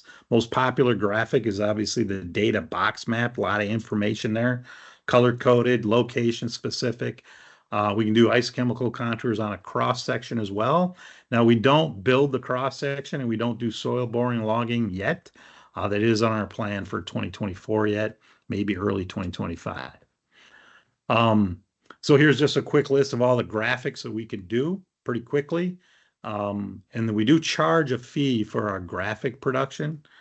We can do customized stuff as well. If we got the data and you have an example of how you want the graphic to look, we can recreate it. So obviously, if we don't have the data, we're not going to be able to do it. But if the data is in there, we can recreate any graphic you're looking for. We can also export to other systems. One of the common systems out there is Equus, right? Everyone's using Equus. All the big companies, they all use Equus. We can export to Equus. We do every day, literally. We've got some APIs, automated APIs that just push data every night at about 2 a.m. Looks to see if it's an Equus project. They want the data. Then we push it. And the way that happens is you just hit this EDD export. You can hit that. You can also schedule it. We've also got different states that have different export requirements, Minnesota being one of them. And the way that's going to work is you're just going to hit that export. You can download the data, it does a zip file. And then for different states like Washington State, New Jersey, we're very specific to their design or their formatting requirements. And then the data is readily uploadable. We don't do the upload. We do automate the Equus export, but other than that, it's up to you to kind of update and upload your own data. But we make it really, really simple for you to do that. This is great for all kinds of projects, due diligence projects. When you got to get that report out tomorrow or today, we can help you get it done very, very quickly.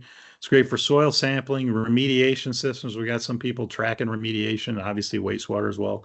Soil vapor sampling, surface water sampling, wastewater, sediment, air sampling. Cannabis has also turned into a big market. And then asbestos, as I mentioned earlier. And so getting trained is actually very simple. We have our training built right into the app. So as you're going through and you're trying to generate things, we've got these little icons in here. You're going to click on an icon right next to it. So in this instance, it's how to do a groundwater flow contour map. You click on that icon, it's going to open up a video, and then it's going to teach you how to do that. It just walks you right through it. It's very simple, so you can kind of just get started and kind of learn as you go.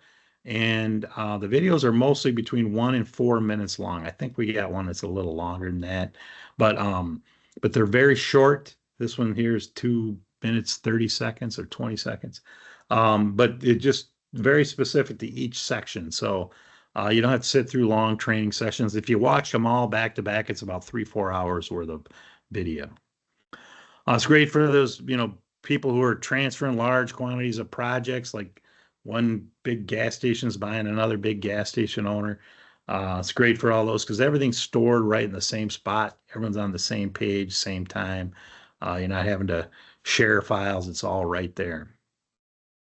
Now we do charge, this is just real quick, we won't spend a lot of time on this, but we do charge for drinking water and wastewater based on the facility. So we charge a per facility fee. We don't charge any user fees, so you can have as many users as you want.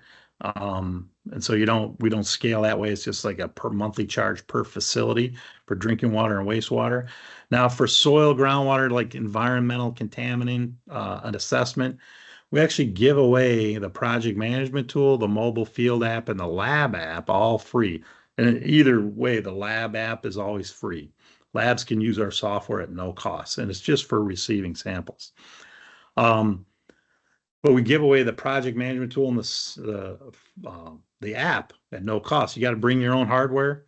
Again, Apple or Android. We recommend tablets for health and safety reasons. I don't recommend, collecting a contaminated sample and then on your phone and then, talking on your phone, holding it to your face. So we recommend a separate device when you're doing this type of work, because then you can decon that device.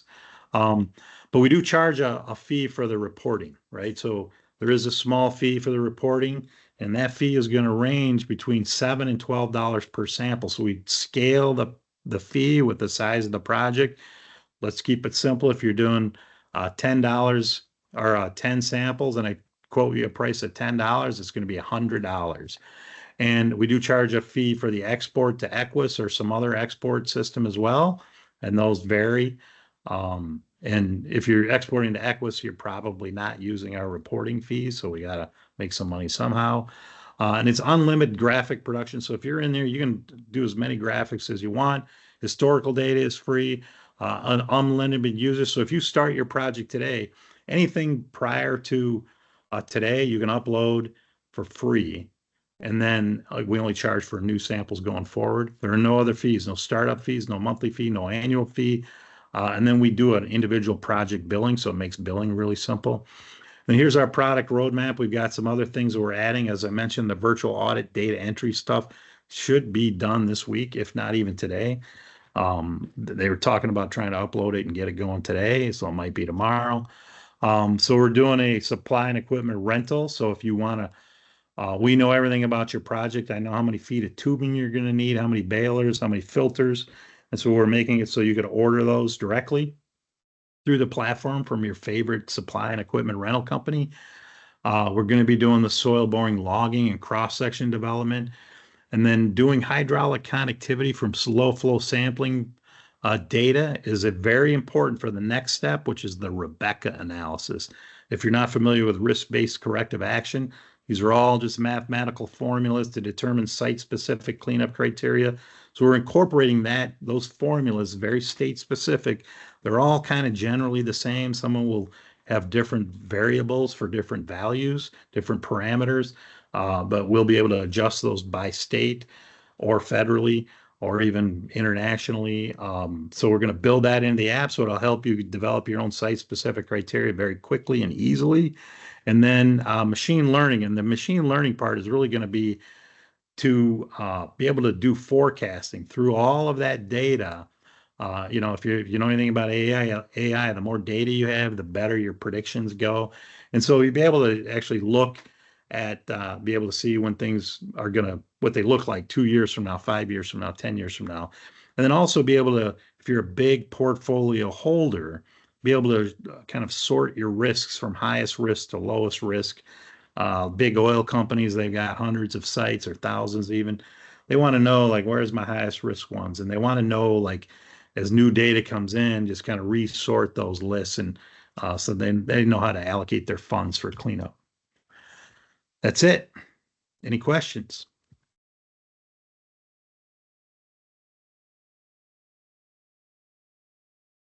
All right, Russell, looks like we've got time for one or two questions. You've got a handful of questions in the chat there. So you want to pick a couple, and then we can kick the rest of them to you. If you have other questions for Russell, make sure you email him directly.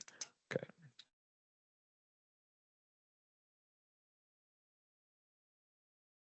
Trouble accessing the chat. I don't know where they're at. Just stop sharing. There we go.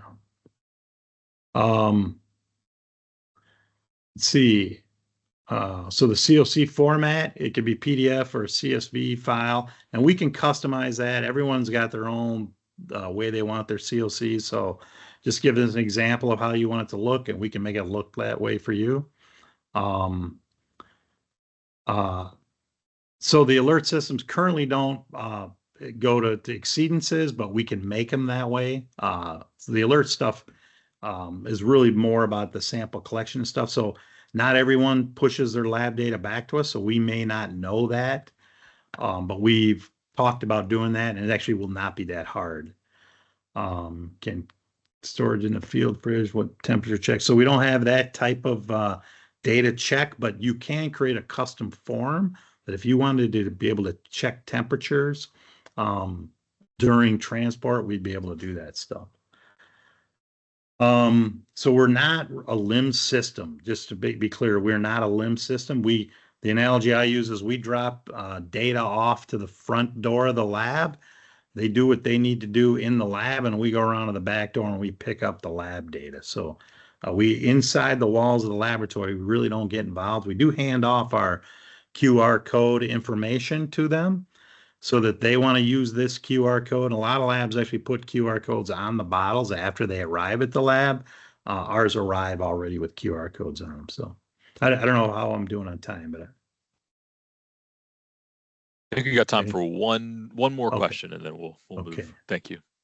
Looks like a long question. I'm a government chemist reference. You mentioned you might have an AI review video and take about the AI review of our sample SOP protocol. And how do we ensure that location data is protected? So we grab a GPS coordinate on every sample collected and actually on that video as well. So if you know that they're moving, we do grab a GPS coordinate. And in terms of DoD cybersecurity requirements, we are not DoD certified yet. We're working on it. But it obviously takes somebody kind of helping, wanting us to get into a DoD project. We're doing all kinds of projects all over the place. And this it'd be great for DoD stuff. The big thing is, if you're really interested in quality data, that's the last thing I'll leave you guys with is, quality data. And like I mentioned, I was on the NEFAP committee for a long time. It's like, you can do all the lab quality checks you want, but if the sample arrives at the lab adulterated through either, just poor handling or on purpose, it doesn't matter how good you are in the lab. So being able to make sure they're following SOPs and collecting good data at the right spot. And they've got data validation. As soon as you can validate it, that's the best way you're going to assure you have good quality data. So. All right. Well, Russell, thank you so much for your time. We really appreciate it. And if your question didn't get answered, we'll compile it and kick it over to Russell, and he can interact with that directly. So thank you. Yep. Next up is Miss Amy Martin. Amy is an associate chemist and quality assurance manager with Environmental Standards, a Montrose company. She has over 24 years of diverse environmental laboratory and quality assurance experience, including laboratory audits and data validation for organic, inorganic, and radiological methods, and sample analysis for anions and extractable GC methods. Ms. Martin also has experience preparing SOPs, performing internal system audits, and assisting with the development of internal quality systems and internal training programs. She's knowledgeable in the preparation of quality assurance project plans and RFPs. Ms. Martin is a certified environmental analytical chemist through the National Registry of Certified Chemists. She received her BS degree in chemistry from Georgia Southern University and is in the process of obtaining her master's in science degree in chemistry from Ohio University. Amy. Hi, everyone. I'm going to turn on my camera just long enough to say hello, and then because I assume I will have the same problems everyone else has had, I'm going to turn it off. So today I'm going to talk about critical thinking in data validation and how identifying small errors can have big impacts. I'm going to start with a couple disclaimers just because I feel like this needs to be said. This is not meant to indicate that all data are bad or that everyone is bad at their jobs. I just want everyone to think about different ways that data can be impacted. And several of these examples were non-DoD projects. So if you're sitting there going, well, that wouldn't happen on DoD, it's because examples came from a large pool of data that we've seen over many years.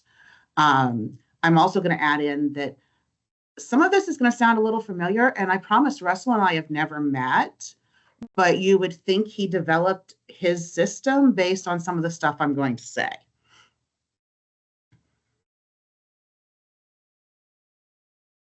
So have you ever thought the site has no issues? The data are validated.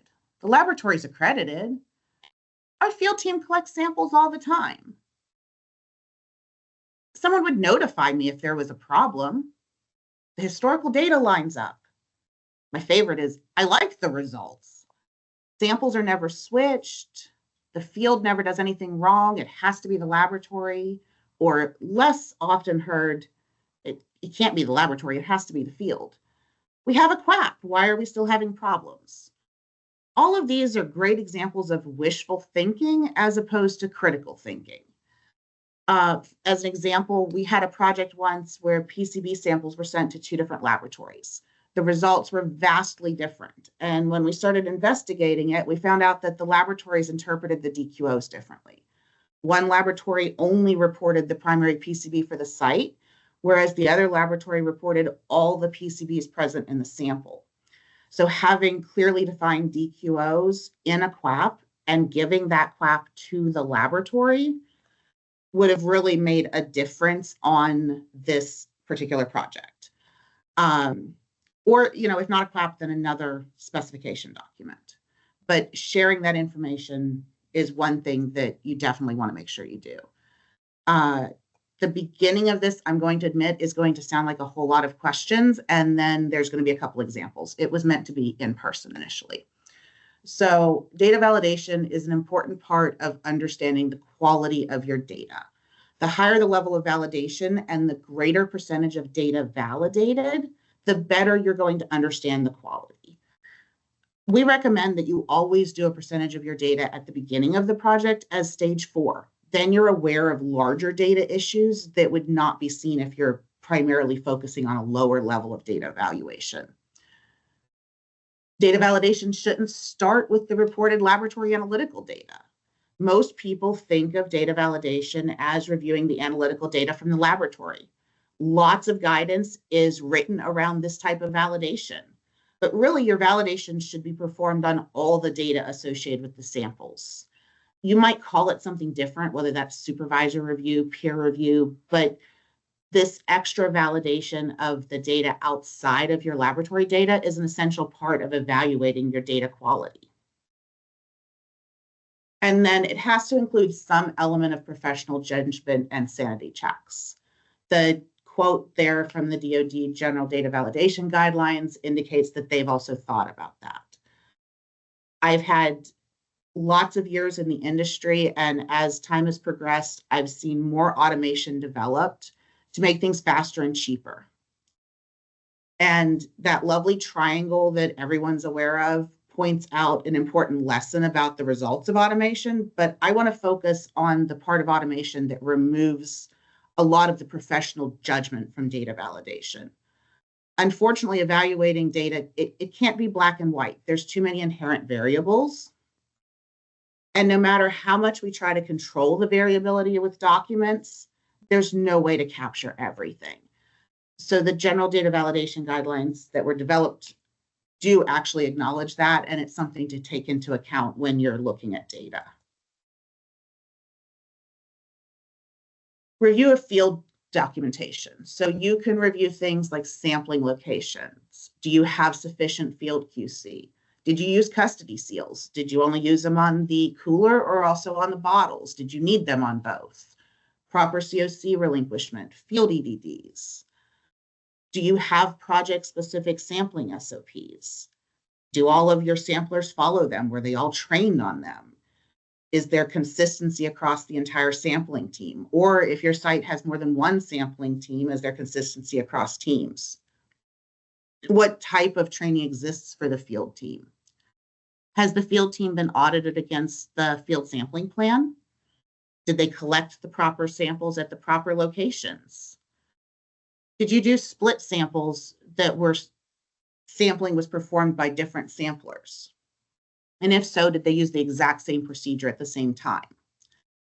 If your sample results don't match, reviewing the sampling procedure is just as important as reviewing the laboratory procedure. We've seen split samples collected by two different samplers using completely different methods, and the samples that are collected look different. So it's not surprising that the results are different.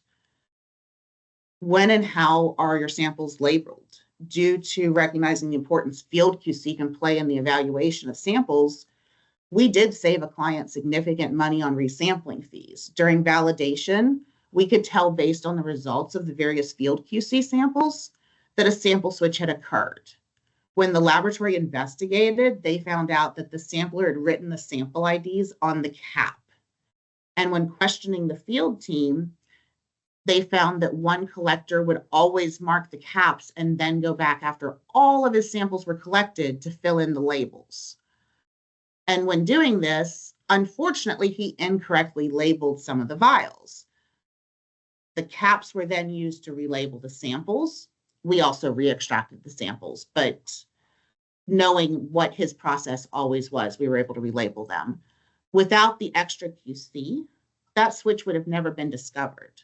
We would have ended up, the client would have ended up having to do unexpected maintenance on POET systems, point of entry treatment systems, and there would have been additional sampling events based on that. So your field QC is very important. And oh my, the stories I could tell about field blanks. I could spend a day here just telling you about all the problems we've seen in field blanks. Field crew runs out of water for whatever reason. What should they do? The logical answer would be to contact the laboratory for additional water.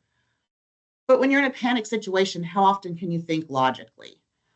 We have seen store-bought water, which might have worked fine if they had been using distilled water.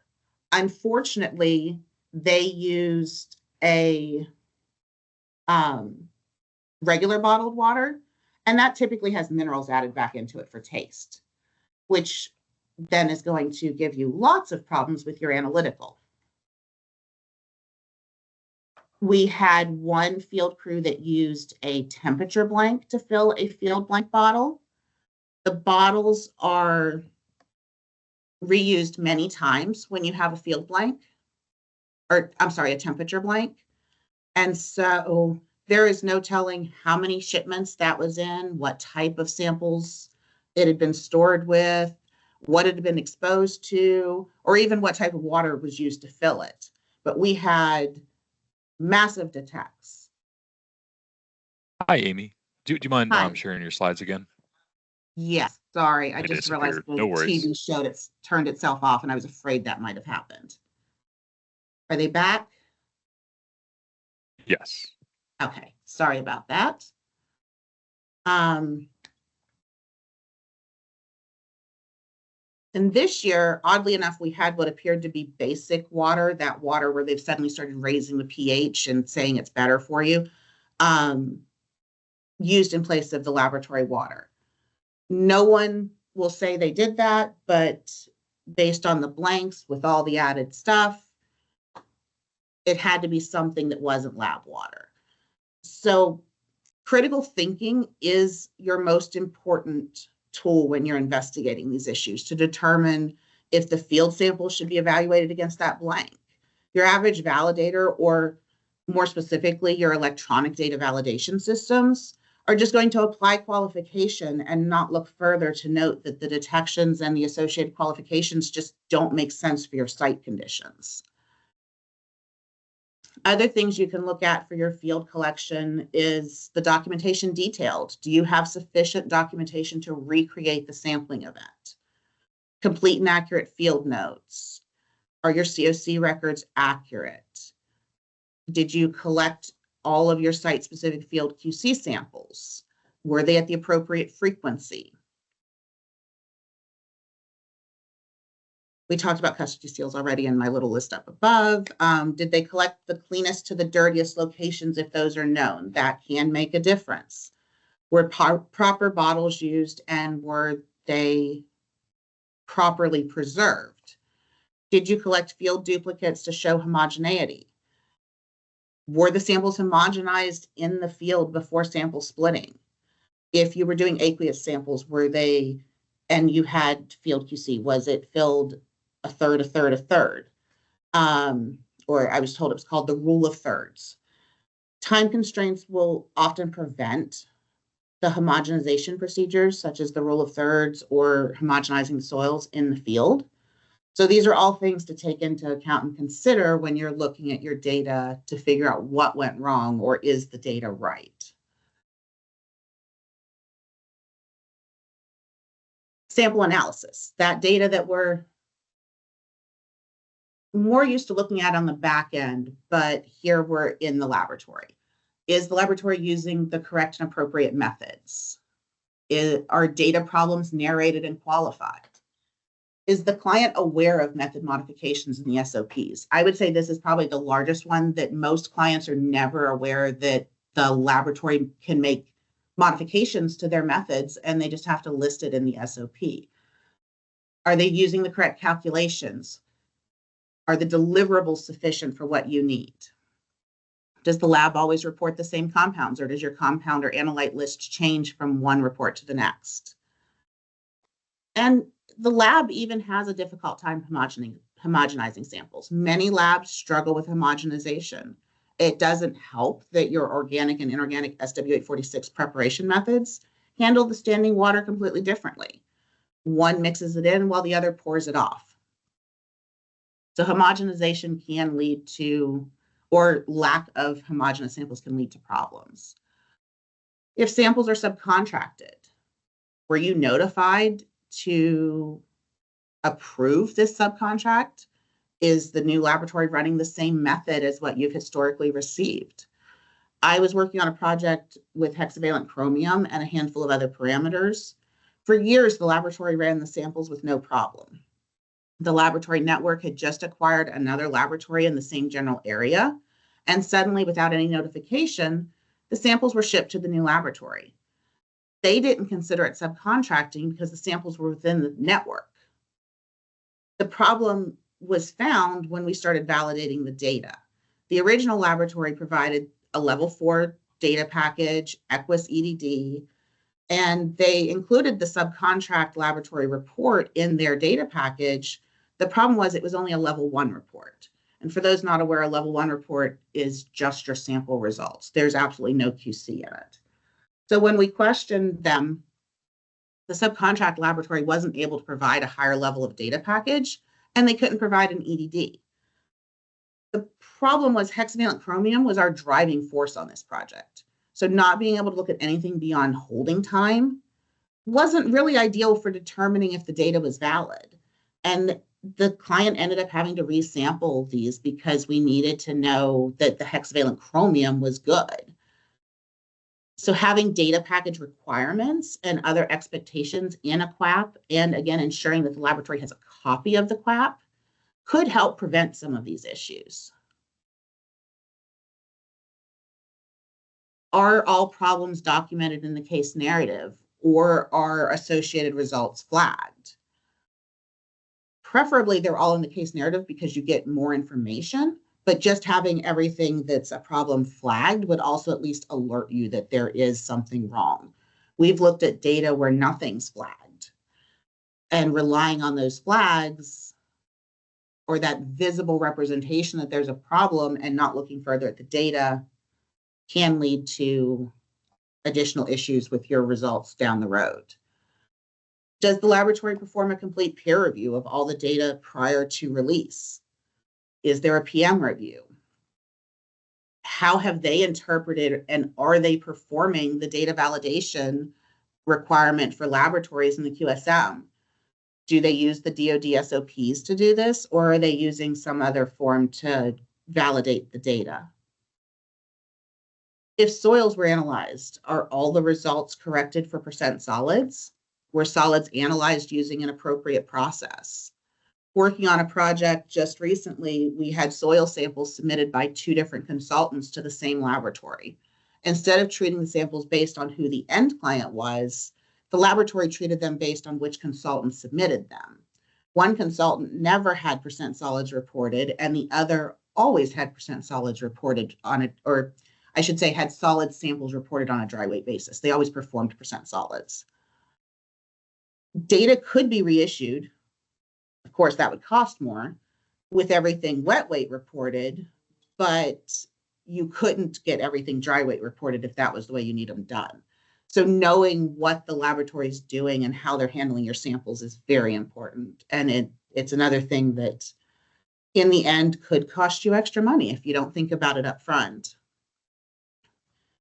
Complete deliverables are important for any form of validation, but what constitutes a complete deliverable? Is there anything defining what should be included in a data package outside of CLP? The DV SOPs include items that must be validated, but the laboratories don't have to read the DV SOPs. So if something is not received, do you as the end user have the validator delay validation waiting for the laboratory to supply that information?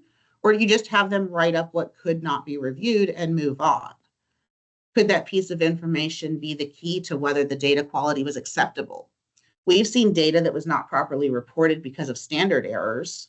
They either didn't account for the esterification process, nitrate as nitrogen was reported, but the standard was not corrected for nitrate or from nitrate, various things like that in the standards. But if you don't receive that standard information, which we don't often receive in the DoD data packages we get, you wouldn't catch those errors if you didn't ask for it. So by writing up a missing deliverable, a major error could be missed. Although I would be remiss not to state that validation does not constitute review of 100% of everything that might impact the final concentration. Recalculation is only performed on 10% of data. So random evaluation of 10% of the results could take time to find a problem. But ultimately, you would find it if you had all the information. Another example would be radiochemistry. If you validate the data package exactly as received from a laboratory, there's a lot of items that you could review that aren't included because they don't typically include things like calibrations in their standard data package. But we've found calibrations where information was transposed when it was entered into their calculation system, and they had to go back and fix the calibration. And as long as some of those calibrations last, that has an even larger impact on data than other things do. So now for our data validation examples. I have talked about things that can impact data prior to validation, but here's the actual, we're at the data validation point, the point that most people actually look at their data. I have tabulated this to hide the identity of the client and the laboratory. That way no one can sit there and say, oh, that was this lab, and so I don't want to use them anymore. This is a soil arsenic sample. It was analyzed by ICP. All the instrument QC met acceptance criteria. So here we've provided the LCS recovery, the native sample result, the matrix spike result and percent recovery, the MSD result and percent recovery, and the RPD between the MS and MSD, the laboratory duplicate RPD and result, the post-digestion spike result and recovery, and the dilution test or serial dilution result and percent difference.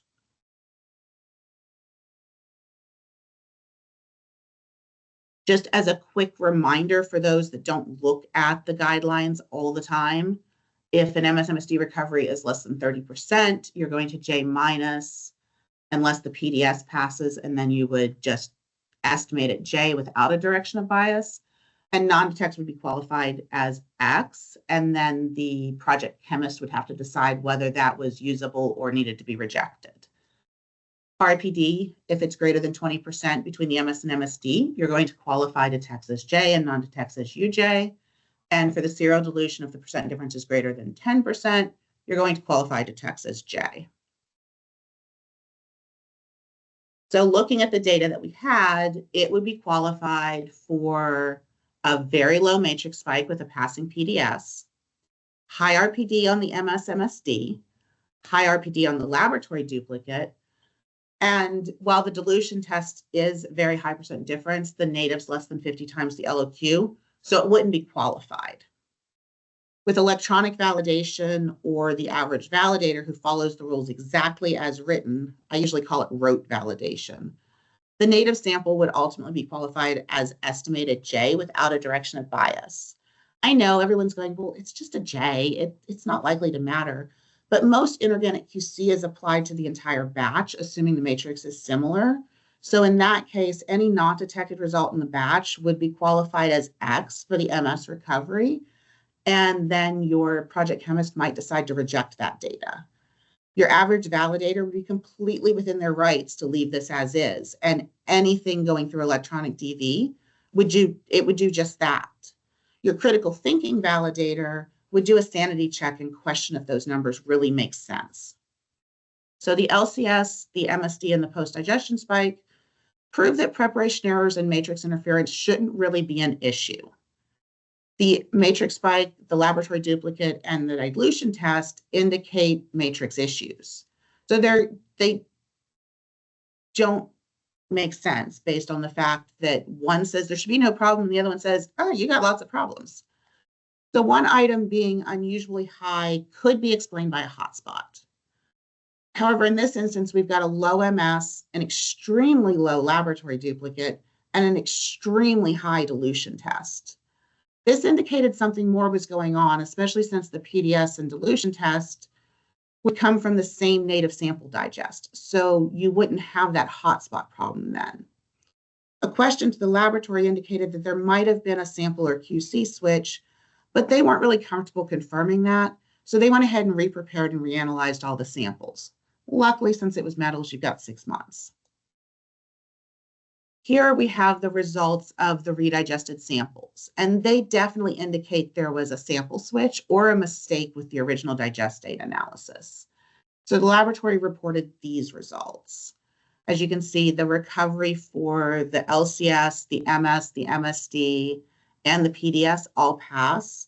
RPD for the MS-MSD is good. The the laboratory duplicate is still a high RPD, and the serial dilution doesn't meet the DoD guidelines, but it does meet the national functional guidelines of 20%. But the serial dilution, we wouldn't have qualified anyway. So while the data is still qualified J, at least now it's only qualified for the laboratory duplicate, and not detected data wouldn't be qualified X.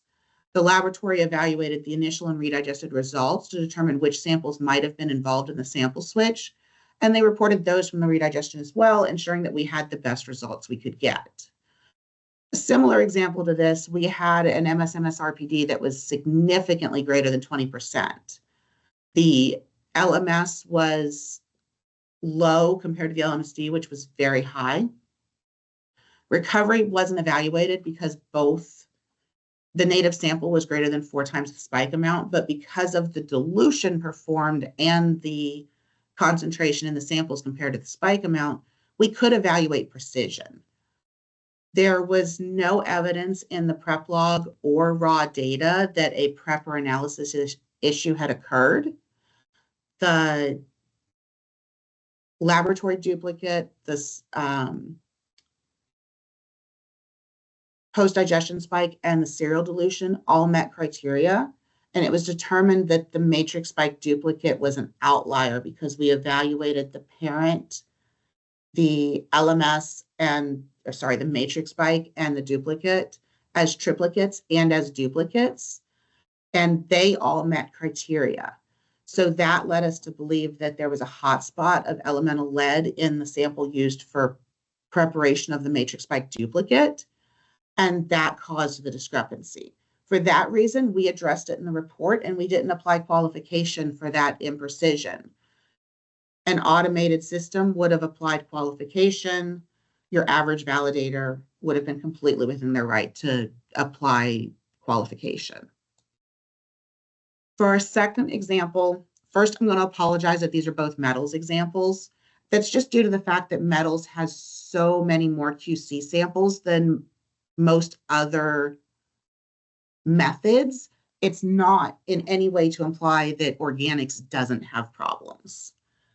So this example is from a set of soil data.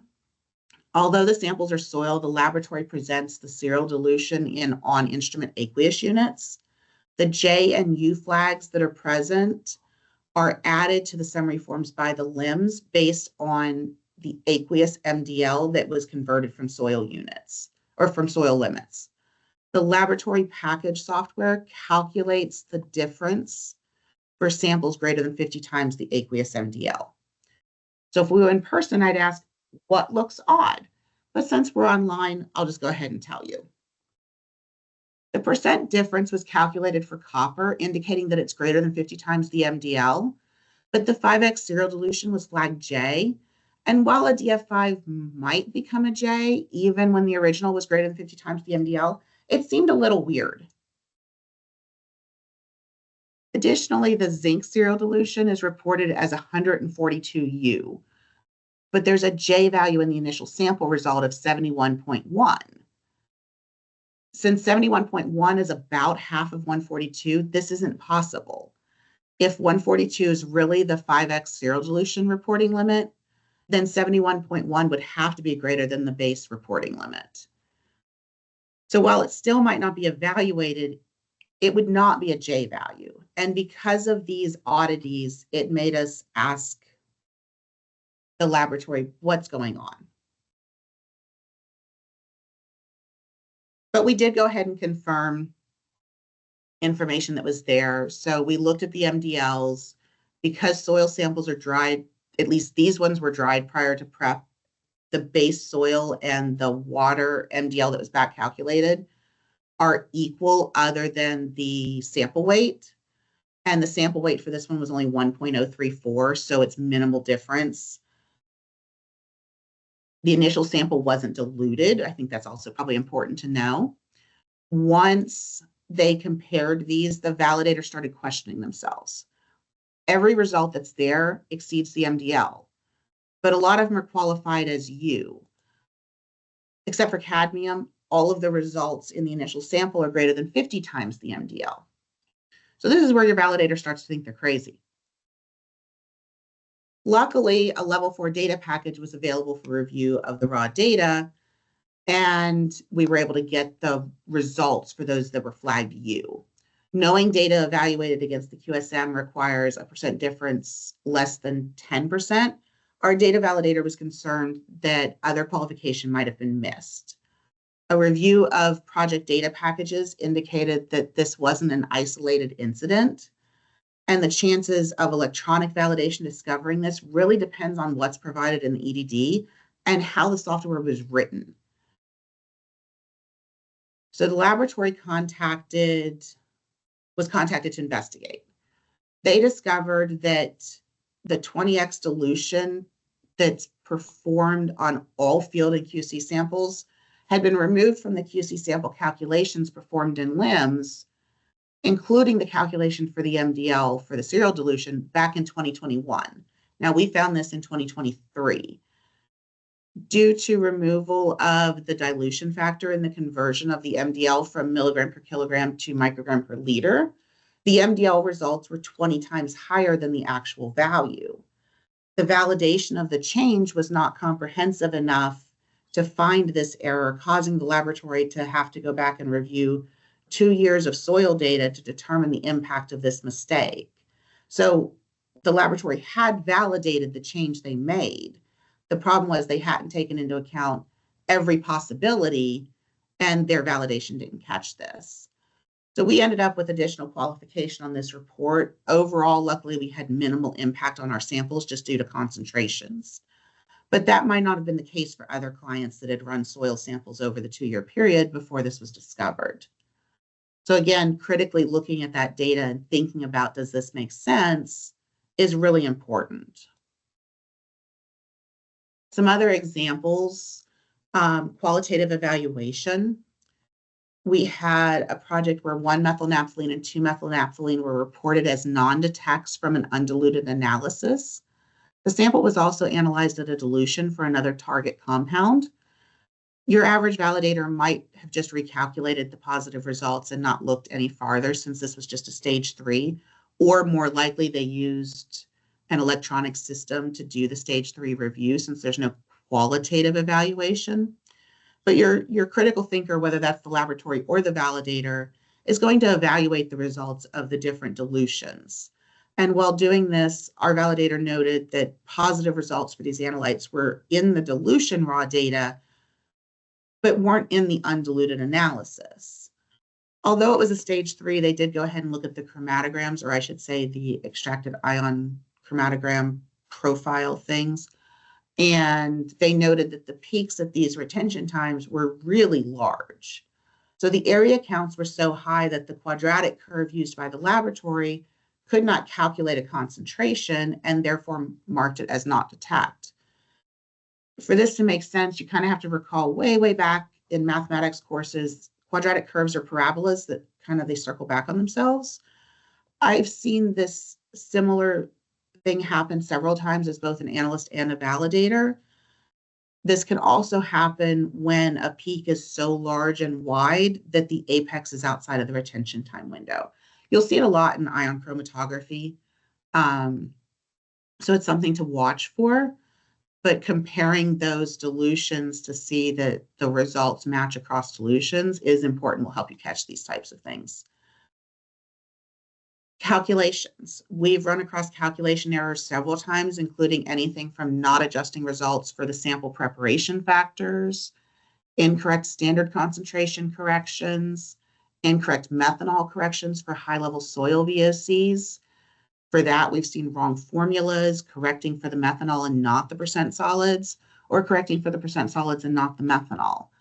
Calibrations with intercepts exceeding the MDL, which depending on the formula used, you could end up with a response of 0 giving you a detection.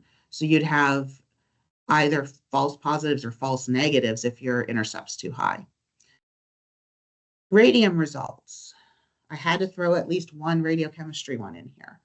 Radium is one of the radiological results that's often reported as radium-226, radium-228, and radium-226 plus 228, especially if you're doing anything in any way related to drinking water. There are several different methods for radium-226, some of which measure the 226 directly, and others test for a different isotope and convert the results. And all of those issues are most likely common knowledge. What's more difficult is how each lab reports that sum. Because RAD reports negative values, if the values are used as reported, you might end up with a total that's lower than one of your pieces. Most labs will use the value as calculated unless you request something different. In addition, there's a debate for how to handle the minimum detectable concentration and the uncertainty for the sum. Some labs use the lowest value between the two, others will use the highest between the two. I know of at least one lab that adds the values together. We like to see the square root of the sum of the squares used, but I know we've fought with labs before about using that. All of these differences mean that data from different labs, even within the same network, may be reported completely differently for your project. This is why it's important to think about what you need to be evaluating and define these types of things in a QAP that you've provided to the laboratory and making sure it's right with your first data. Are they reporting it the way you want to see it? And is it consistent across all your laboratories?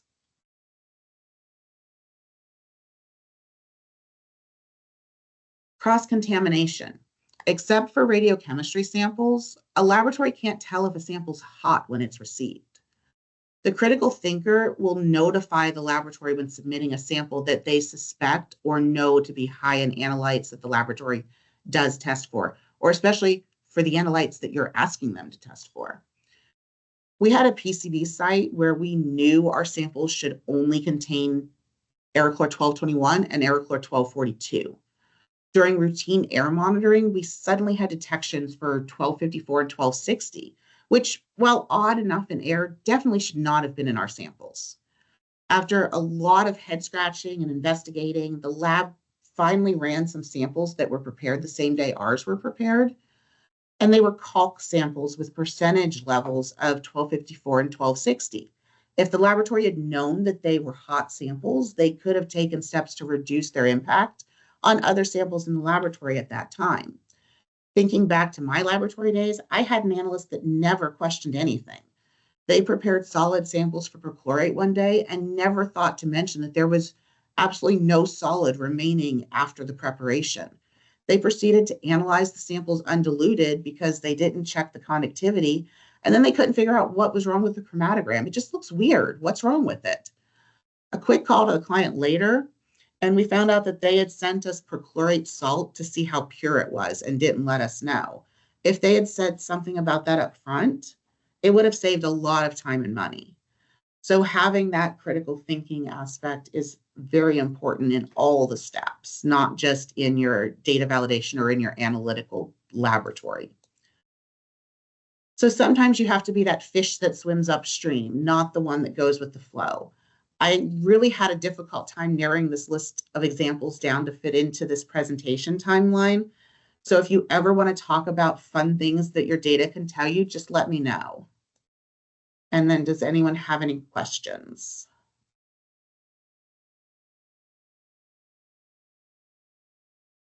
Hi, Amy. It looks like we've got a handful of questions in the chat. We've got about 5 minutes for questions. Okay.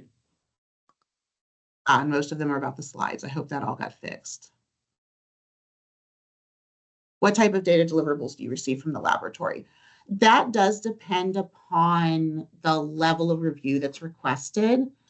For a stage 2A, we'll typically just receive the level 2 report that has the laboratory results and the QC samples. And then we'll always get an electronic data deliverable, so an EDD. Ours is typically Equus format. You can use that EDD to run electronic data validation fairly easily with a lot of different systems. For stage 2B, stage 3, or stage 4, we usually get a level 4 data package, which is all preparation QC, all instrument QC, and then all the raw data associated with that. If it's a DoD package, then it should also have all of the standard traceability information. And we'll use that for any of those reviews. And again, that same EDD. I will say it's rare to find a laboratory that does the EDD that includes all of the instrument QC easily. Most of them do have some problems with that. A lot of it ends up having to be done by hand. Lots of labs report matrices and or analytes not on their DoD ELAP, some due to temporary loss of cert due to failed PE without notifying client. No DoD DV guidance on qualifying. Just says labs should not report analytes they're not currently accredited for. Yes, and I actually would love to see guidance on what to do in those instances. I think at best, with the way it's written now, we could probably narrate it so that the project chemist could make that decision, but I won't go further in answering that because it's not really a question, and I am not the person who could possibly say what you should do. Was this a water or soil? Soils are notorious for being homogeneous for metals, and a 1 gram sample size makes. It was a soil sample, and that is the problem. It is usually the soil samples where you see lots of problems.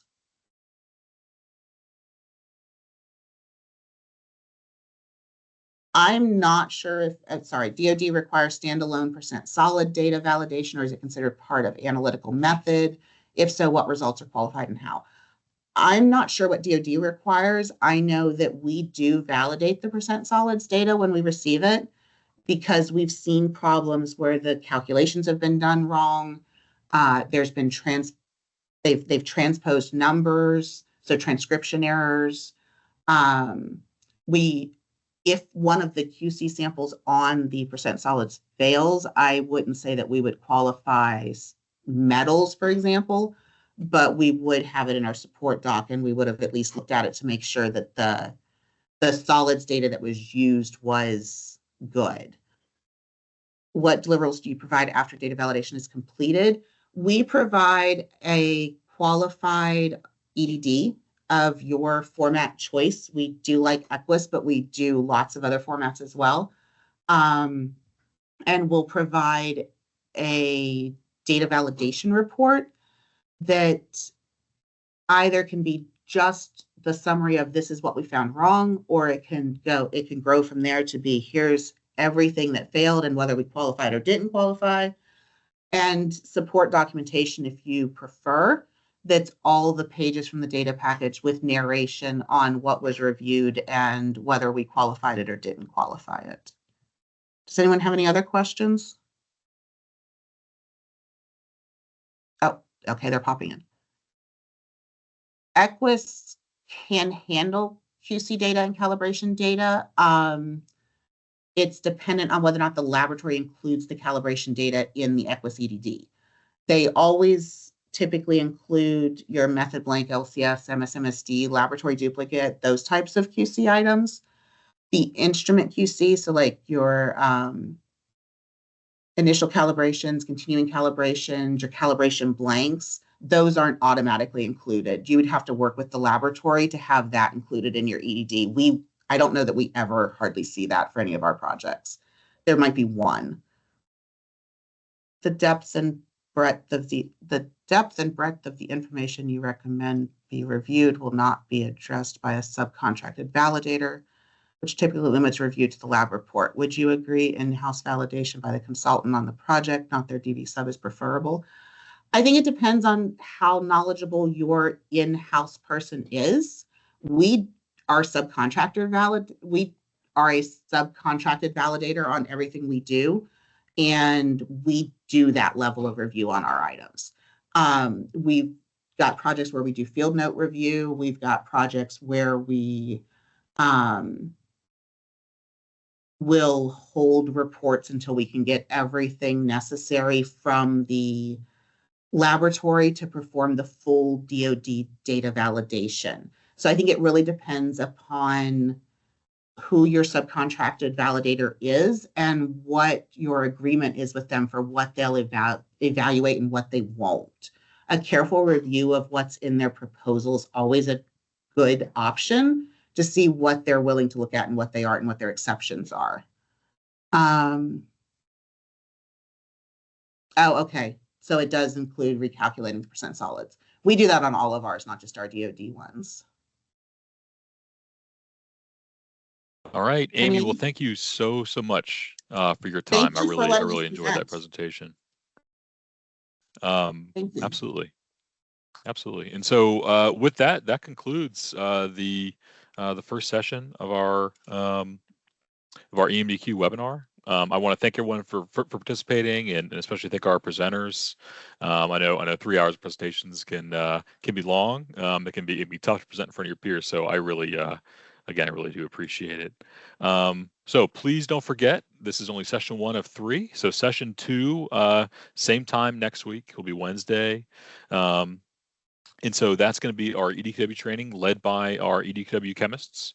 And so I'll pull up the abstract for that so you guys can see it in a moment. But that training will begin, like, we're going to hit the ground running right at noon Eastern time. And so please be prepared, be here on time.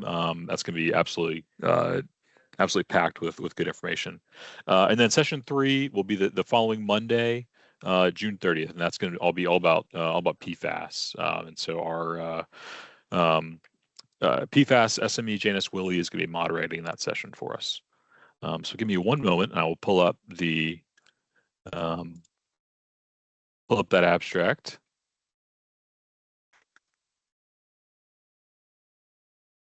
Okay, so like I said, it'll be 2 sessions next Wednesday. The first session is going to be data review and interpretation training, and again, it's going to be we're going to start right at noon.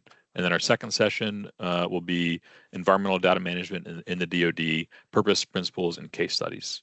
So please attend if you're able. And with that, I look forward to seeing you next week. Yes, the slide. Well, no, the slide decks won't be shared. They'll be the videos will be shared on the EKW site at the end.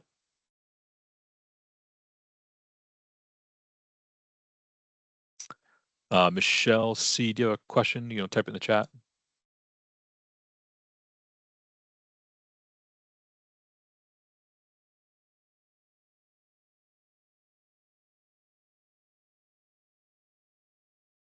Okay, if not, thank you so much, guys. I look forward to seeing you next week.